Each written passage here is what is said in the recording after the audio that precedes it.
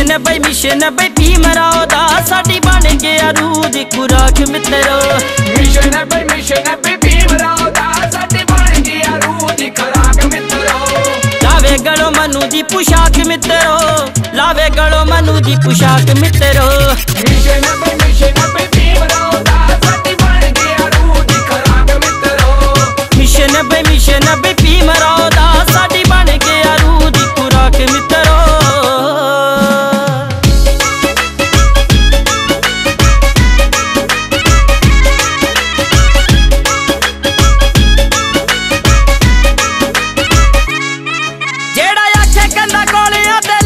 हुक्मरानी असी बनिया, जेड़ा आखे संविधान विच रखो विश्वास ने किसे तो डरना।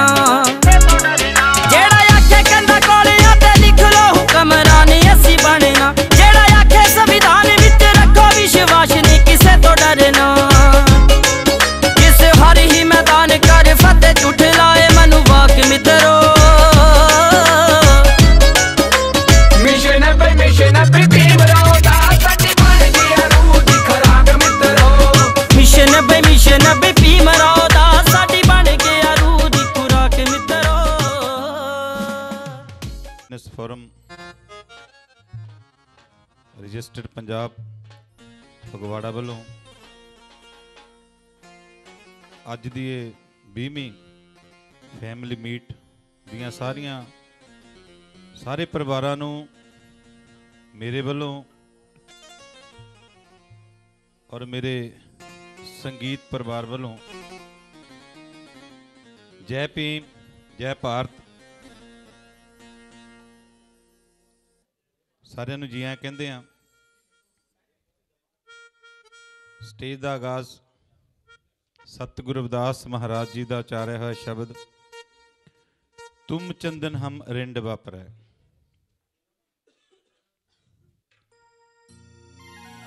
क्योंकि असी एक गुरु दे परिवार हाँ,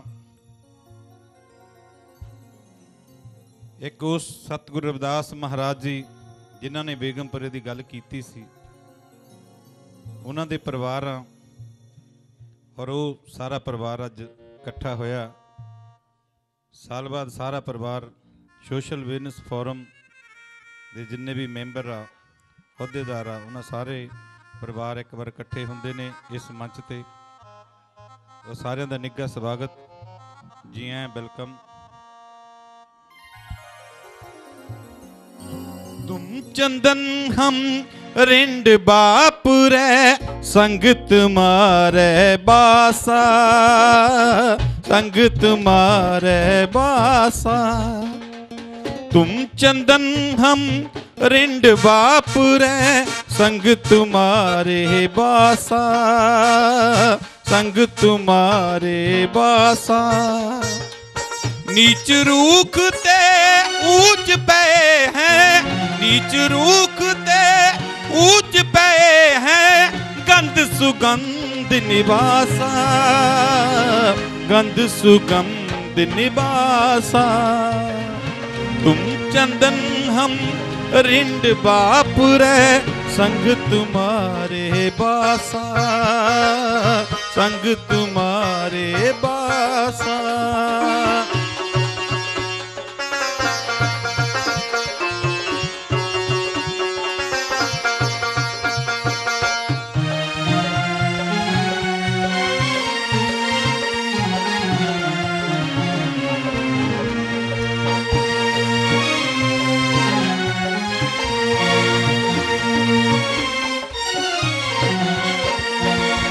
महादो सत संगत सरिन तुम्हारी, महादो सत संगत सरिन तुम्हारी।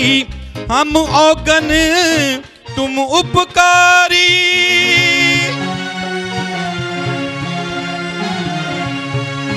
महादो सत संगत सरिन तुम्हारी। हम औगन तुम उपकारी, हम औगन तुम उपकारी। तुम चंदन हम रिंड बापुरे संग तुम्हारे बासा, संग तुम्हारे बासा।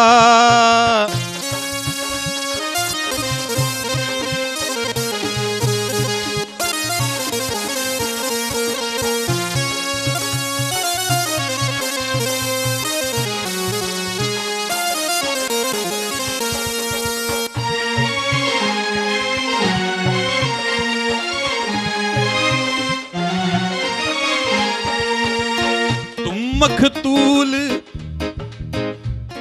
गुरु रविदास महाराज जी फरमाउंदे ने, तुम मखतूल सपेद सपीयल हम बापरै जस कीरा,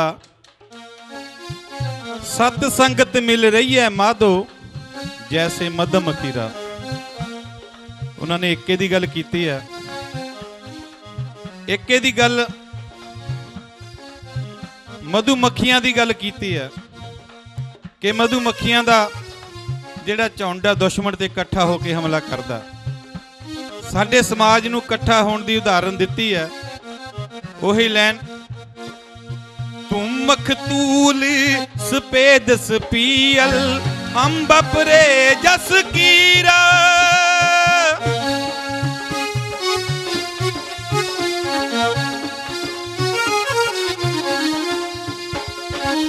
सत संगत मिल रही है माधो जैसे मधम मखीरा, जैसे मधम मखीरा।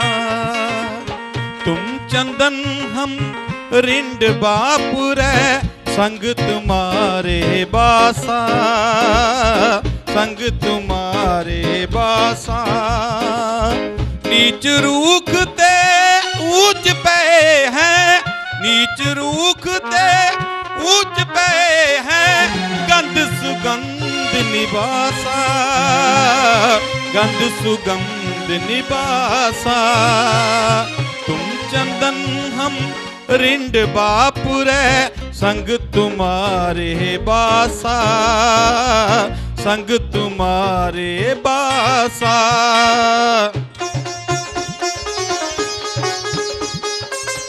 बहुत सारा मान श्री दर्शन सिंह लेल जी करके गए ने, तहे दिल नाल शुक्रगुजार हां, मेहरबानी जी।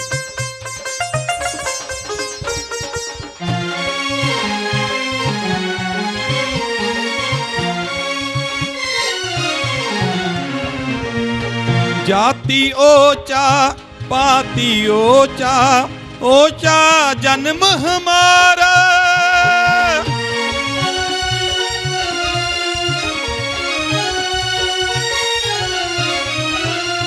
जाति ओचा पाति ओचा, ओचा जन्म हमारा।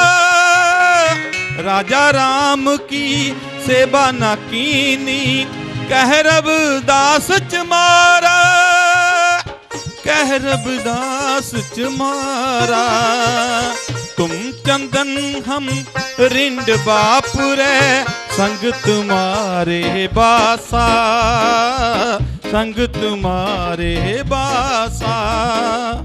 नीच रूख ते ऊंच पे है गंध सुगंध निवासा, गंध सुगंध निवासा।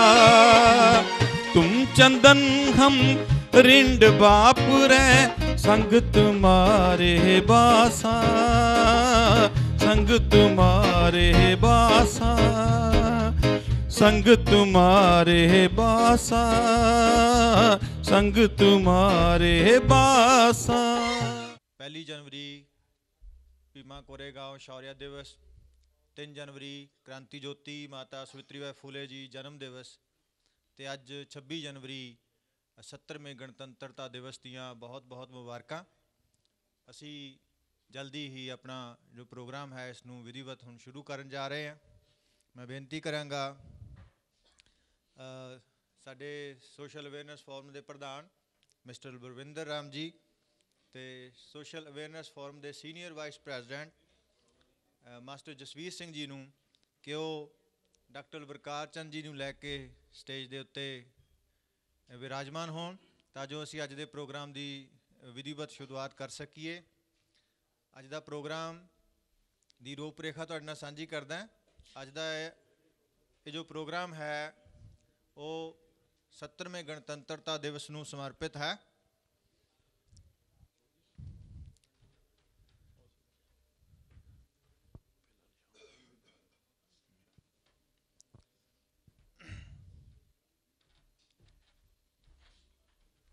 ਮਾਸਟਰ ਸ਼ਾਮ ਸਿੰਘ ਜੀ ਨੂੰ ਵੀ ਮੈਂ ਬੇਨਤੀ ਕਰਾਂਗਾ ਕਿ ਉਹ ਵੀ ਸਟੇਜ ਦੇ ਉੱਤੇ ਵਿਰਾਜਮਾਨ ਹੋਣ। ਮਾਸਟਰ ਸ਼ਾਮ ਸਿੰਘ ਜੀ, ਇਹ ਸਾਡਾ ਪ੍ਰੋਗਰਾਮ ਹੈ ਜੋ 70ਵੇਂ ਗਣਤੰਤਰਤਾ ਦਿਵਸ ਨੂੰ ਸਮਰਪਿਤ ਹੈ। ਇਸ ਨੂੰ ਅਸੀਂ 2 ਹਿੱਸਿਆਂ ਵਿੱਚ ਵੰਡਿਆ ਹੈ। ਪਹਿਲਾ ਹਿੱਸਾ ਜੋ ਹੈ ਉਹ ਅਸੀਂ ਆਪਣੇ ਗਣਤੰਤਰ ਦਿਵਸ ਨੂੰ ਸਮਰਪਿਤ ਕਰਦੇ ਹੋਏ ਸੰਵਿਧਾਨ ਦੇ ਵਿਸ਼ੇ ਦੇ ਉੱਤੇ ਚਰਚਾ ਕਰਾਂਗੇ ਅਤੇ ਅੱਜ ਦੇ ਦਿਨ ਦੀ ਮਹੱਤਤਾ, ਕੀ ਕੁਝ ਹੋ ਚੁੱਕਾ ਹੈ ਔਰ ਕੀ ਕਰਨਾ ਬਾਕੀ ਹੈ, ਇਸ ਬਾਰੇ ਚਰਚਾ ਕਰਾਂਗੇ। ਦੂਸਰਾ ਹਿੱਸਾ ਜੋ ਹੈ ਉਹ ਸਾਡਾ ਐਂਟਰਟੇਨਮੈਂਟ ਦਾ ਔਰ ਗੈਟ ਟੂਗੈਦਰ ਦਾ ਹੋਏਗਾ। ਤੋ ਮੇਰੇ ਕੋਲ ਇਸ ਸਟੇਜ ਦੇ ਪਹਿਲੇ ਹਿੱਸੇ ਨੂੰ ਕੰਡਕਟ ਕਰਨ ਦੀ ਜ਼ਿੰਮੇਵਾਰੀ ਹੈ, ਜਿਸ ਦੇ ਲਈ ਮੈਂ ਧੰਨਵਾਦ ਕਰਦਾ ਹਾਂ। ਕੈਨੇਡਾ ਨਿਵਾਸੀ, ਇਹਨਾਂ ਦਾ ਪਿੰਡ ਰਾਵਲਪਿੰਡੀ ਹੈ, ਸਾਡੇ ਸੁਰਿੰਦਰ ਜੀ ਦੇ ਬ੍ਰਦਰ ਹਨ। ਉਹ ਅੱਜ ਦੇ ਇਸ ਐਨੂਅਲ ਫੈਮਿਲੀ ਮੀਟ ਦੇ ਮੁੱਖ ਮਹਿਮਾਨ ਹਨ। ਬਾਕੀ ਸਾਰੇ ਹੀ ਫੈਮਲੀਆਂ ਦਾ ਇਸ ਐਨੂਅਲ ਫੈਮਿਲੀ ਮੀਟ ਵਿੱਚ ਸੋਸ਼ਲ ਅਵੇਅਰਨੈਸ ਫੋਰਮ ਵੱਲੋਂ ਸਵਾਗਤ ਕੀਤਾ ਜਾਂਦਾ ਹੈ ਜੀ। ਸੈਫ ਦੇ ਆਫਸਪੀਰਰ ਅੱਜ ਦੇ ਗਣਤੰਤਰ ਦਿਵਸ 'ਤੇ, ਕਿਉਂਕਿ ਜਿਹੜੀ ਫੈਮਿਲੀ ਮੀਟ ਹੈ ਗਣਤੰਤਰ ਦਿਵਸ ਨੂੰ ਹੀ ਸਮਰਪਿਤ ਹੈ, ਉਸ ਦਾ ਇੱਕ ਲੈਕਚਰ ਡਾਕਟਰ ਬਲਕਾਰ ਜੀ ਦੇ ਇਸ ਥੋੜ੍ਹੇ ਸਮੇਂ ਬਾਅਦ ਪੇਸ਼ ਕਰਨਗੇ। ਉਹਨਾਂ ਦਾ ਸਾਡੇ ਮਿਸ਼ਨਰੀ ਗਾਇਕ ਪੰਮਾ ਸੁੰਨੜ ਜੀ, ਜਿਨ੍ਹਾਂ ਦਾ ਬਹੁਤ ਵਾਰੀ ਫੇਸਬੁੱਕ 'ਤੇ, ਸੋਸ਼ਲ ਮੀਡੀਆ 'ਤੇ ਜਾਂ ਹੋਰ ਸਟੇਜਾਂ 'ਤੇ ਆਪਾਂ ਉਹਨਾਂ ਦੀ ਗਾਇਕੀ ਨੂੰ ਆਪਾਂ ਦੇਖਦੇ ਸੁਣਦੇ ਹਾਂ। ਅੰਮ੍ਰਿਤ ਕੌਲ ਜੀ, ਰੀਆ ਬੱਦਣ ਜੀ, ਸਾਰਿਆਂ ਦਾ ਇਸ ਫੈਮਿਲੀ ਮੀਟ ਵਿੱਚ ਪਹੁੰਚਣ 'ਤੇ ਬਹੁਤ ਬਹੁਤ ਧੰਨਵਾਦ। ਜੀ ਆਇਆਂ ਨੂੰ ਅਸੀਂ ਸਵਾਗਤ ਕਰਦੇ ਹਾਂ। ਸਾਥੀਓ, ਅੱਜ ਦਾ ਦਿਨ ਸਾਡੇ ਲਈ ਬੜਾ ਖਾਸ ਦਿਨ ਹੈ। ਬਹੁਤ ਸਾਰੇ ਅਸੀਂ ਮੇਲੇ ਤਿਉਹਾਰ ਮਨਾਉਂਦੇ ਹਾਂ, ਪਰ ਅਸਲੀ ਆਜ਼ਾਦੀ ਦਾ ਦਿਨ ਸਾਡੀ ਅੱਜ ਦਾ ਦਿਨ ਹੈ। ਇਸੇ ਕਰਕੇ ਹੀ ਜਿਹੜੀ ਫੈਮਿਲੀ ਮੀਟ ਹੈ ਇਸ ਗਣਤੰਤਰ ਦਿਵਸ ਨੂੰ ਸਮਰਪਿਤ ਕੀਤੀ ਹੈ। ਅੱਜ ਜੋ ਅਸੀਂ ਸਾਡਾ ਸਮਾਜ ਬਹੁਜਨ ਮੂਲਵਾਸੀ ਸਮਾਜ, ਜਿਸ ਨੂੰ ਮਨੋਵਾਦੀ ਲੋਕਾਂ ਨੇ ਸਾਰੇ ਅਧਿਕਾਰਾਂ ਤੋਂ ਵੰਚਿਤ ਕੀਤਾ ਸੀ, ਅੱਜ ਦੇ ਦਿਨ 26 ਜਨਵਰੀ 1950 ਨੂੰ ਬਾਬਾ ਸਾਹਿਬ ਡਾਕਟਰ ਭੀਮ ਰਾਓ ਅੰਬੇਡਕਰ ਜੀ ਦੇ ਰਚੇ ਹੋਏ ਸੰਵਿਧਾਨ ਦੇ ਰਾਹੀਂ ਇਸ ਦੇਸ਼ ਵਿੱਚ ਸਾਨੂੰ ਪੂਰੇ ਹੱਕ ਅਧਿਕਾਰ ਮਿਲੇ ਹਨ ਅਤੇ ਸਾਡੀਆਂ ਡਿਊਟੀਜ਼ ਵੀ ਹਨ। ਅਤੇ ਇਸ ਕਰਕੇ ਵੀ ਸਾਡੇ ਲਈ ਬੜਾ ਖਾਸ ਦਿਨ ਹੈ, ਕਿਉਂਕਿ 3 ਕ੍ਰਾਂਤੀਆਂ ਮੈਂ ਕਹਿੰਦਾ ਹੁੰਦਾ। ਸਭ ਤੋਂ ਪਹਿਲਾਂ ਮਹਾਮਾਨਵ ਬੁੱਧ ਦੀ ਕ੍ਰਾਂਤੀ, ਉਸ ਤੋਂ ਬਾਅਦ ਗੁਰੂ ਗੋਬਿੰਦ ਸਿੰਘ ਜੀ ਦੇ ਜਦੋਂ ਖਾਲਸਾ ਪੰਥ ਦੀ ਸਾਜਨਾ ਕੀਤੀ ਉਹ ਕ੍ਰਾਂਤੀ, ਤੀਸਰੀ ਕ੍ਰਾਂਤੀ ਜਿਹੜੀ 26 ਜਨਵਰੀ 1950 ਨੂੰ ਹੋਈ ਉਹ ਕ੍ਰਾਂਤੀ। ਅੱਜ ਉਹ ਸਾਡਾ ਖਾਸ ਦਿਨ ਹੈ। ਸਾਨੂੰ ਇਹ ਖੁਸ਼ੀ ਦੇ ਨਾਲ ਆਪਣੇ ਬੱਚਿਆਂ ਦੇ ਨਾਲ, ਆਪਣੇ ਪਰਿਵਾਰਾਂ ਦੇ ਨਾਲ ਸਾਂਝਾ ਕਰਨਾ ਚਾਹੀਦਾ ਸੀ। ਇਸੇ ਕਰਕੇ 26 ਤਰੀਕ ਨੂੰ ਹੀ ਅਸੀਂ ਫੰਕਸ਼ਨ ਰੱਖਿਆ ਹੈ। ਇਸ ਫੰਕਸ਼ਨ ਵਿੱਚ ਪਹੁੰਚਣ 'ਤੇ ਸਾਰਿਆਂ ਦਾ ਬਹੁਤ ਬਹੁਤ ਧੰਨਵਾਦ। ਅਤੇ ਆਸ ਕਰਦੇ ਹਾਂ ਕਿ ਜਦੋਂ ਡਾਕਟਰ ਬਲਕਾਰ ਜੀ, ਮੈਂ ਨਹੀਂ ਬੋਲਾਂਗਾ ਉਸ 'ਤੇ, ਬਲਕਾਰ ਜੀ ਹੀ ਗੱਲ ਕਰਨਗੇ। ਮੁੱਖ ਮਹਿਮਾਨ mister Bhupinder Singh ji Vancouver Canada ਤੋਂ, ਵਿਸ਼ੇਸ਼ ਮਹਿਮਾਨ doctor Gurdit Singh ji retired civil surgeon,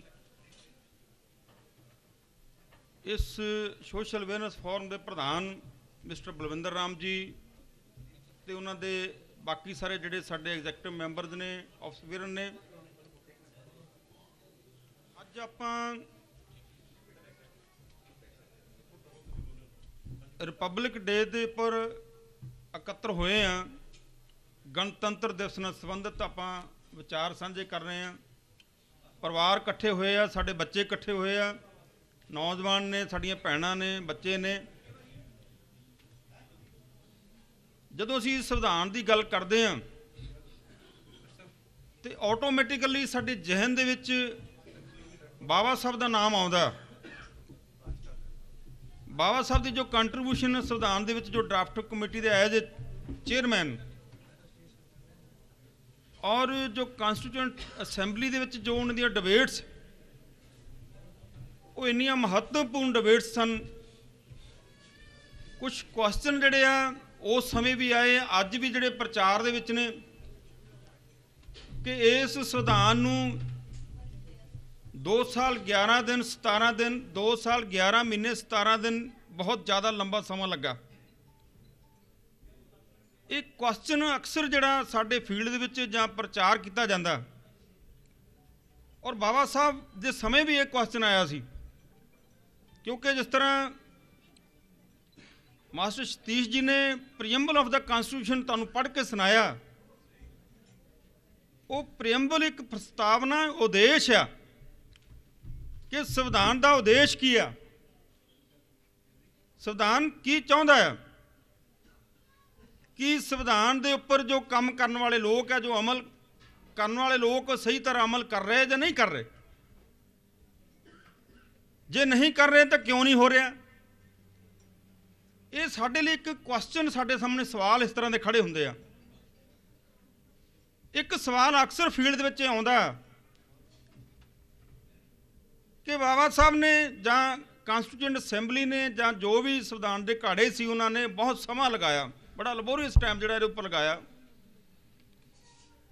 ਤੇ ਬਾਬਾ ਸਾਹਿਬ ਫਿਰ ਉਹਦਾ ਕੰਪੈਰੀਜ਼ਨ ਕਰਦੇ ਜਿਹੜੇ ਦੂਸਰੇ ਸੰਵਿਧਾਨ ਹੈ। ਜਿਸ ਤਰ੍ਹਾਂ ਅਮਰੀਕਾ ਦੇ ਸੰਵਿਧਾਨ ਦੇ ਨਾਲ ਜਦੋਂ ਕੰਪੈਰੀਜ਼ਨ ਕਰਦੇ ਆ, ਉਹ ਕਹਿੰਦੇ ਵੀ ਅਮਰੀਕਾ ਦਾ ਜਿਹੜਾ ਸੰਵਿਧਾਨ ਹੈ ਉਹਨੂੰ 4 ਮਹੀਨੇ ਲੱਗੇ, ਸਿਰਫ ਉਹਦੇ ਵਿੱਚ ਆਰਟੀਕਲ ਸੀ 7।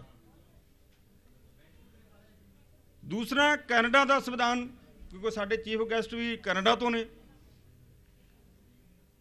147 ਆਰਟੀਕਲ, 2 ਸਾਲ 5 ਮਹੀਨੇ ਲੱਗੇ ਸੀ। ਸਾਡੇ ਆਰਟੀਕਲ ਕਿੰਨੇ ਸੀ ਉਸ ਟਾਈਮ? 395 ਔਰ 8 ਸ਼ਡਿਊਲ। ਉਹ ਤਾਂ ਬਹੁਤ ਵੱਡਾ ਸੰਵਿਧਾਨ ਸੀ। ਅਮਰੀਕਾ ਦਾ ਤਾਂ ਇੱਕ ਪੇਜ ਦੇ ਉੱਪਰ ਸੰਵਿਧਾਨ ਆ, ਇਹ ਤਾਂ ਉਹਦਾ ਜਸਟ ਇੱਕ ਛੋਟਾ ਕਨਸਾਈਜ਼ ਹੈ। ਜੇ ਤੁਸੀਂ ਪੂਰੀ ਕਾਪੀ ਦੇਖੋ ਤਾਂ ਕਿੰਨਾ ਵੱਡਾ ਸੰਵਿਧਾਨ ਹੈ। ਆਸਟ੍ਰੇਲੀਆ ਨੂੰ ਜਦੋਂ ਸੰਵਿਧਾਨ ਪੂਰਾ ਤਿਆਰ ਹੋਇਆ, ਲਾਗੂ ਹੋਇਆ, 9 ਸਾਲ ਲੱਗੇ ਔਰ 128 ਆਰਟੀਕਲ ਸੀ। ਸਾਊਥ ਅਫਰੀਕਾ 1 ਸਾਲ 153 ਆਰਟੀਕਲ।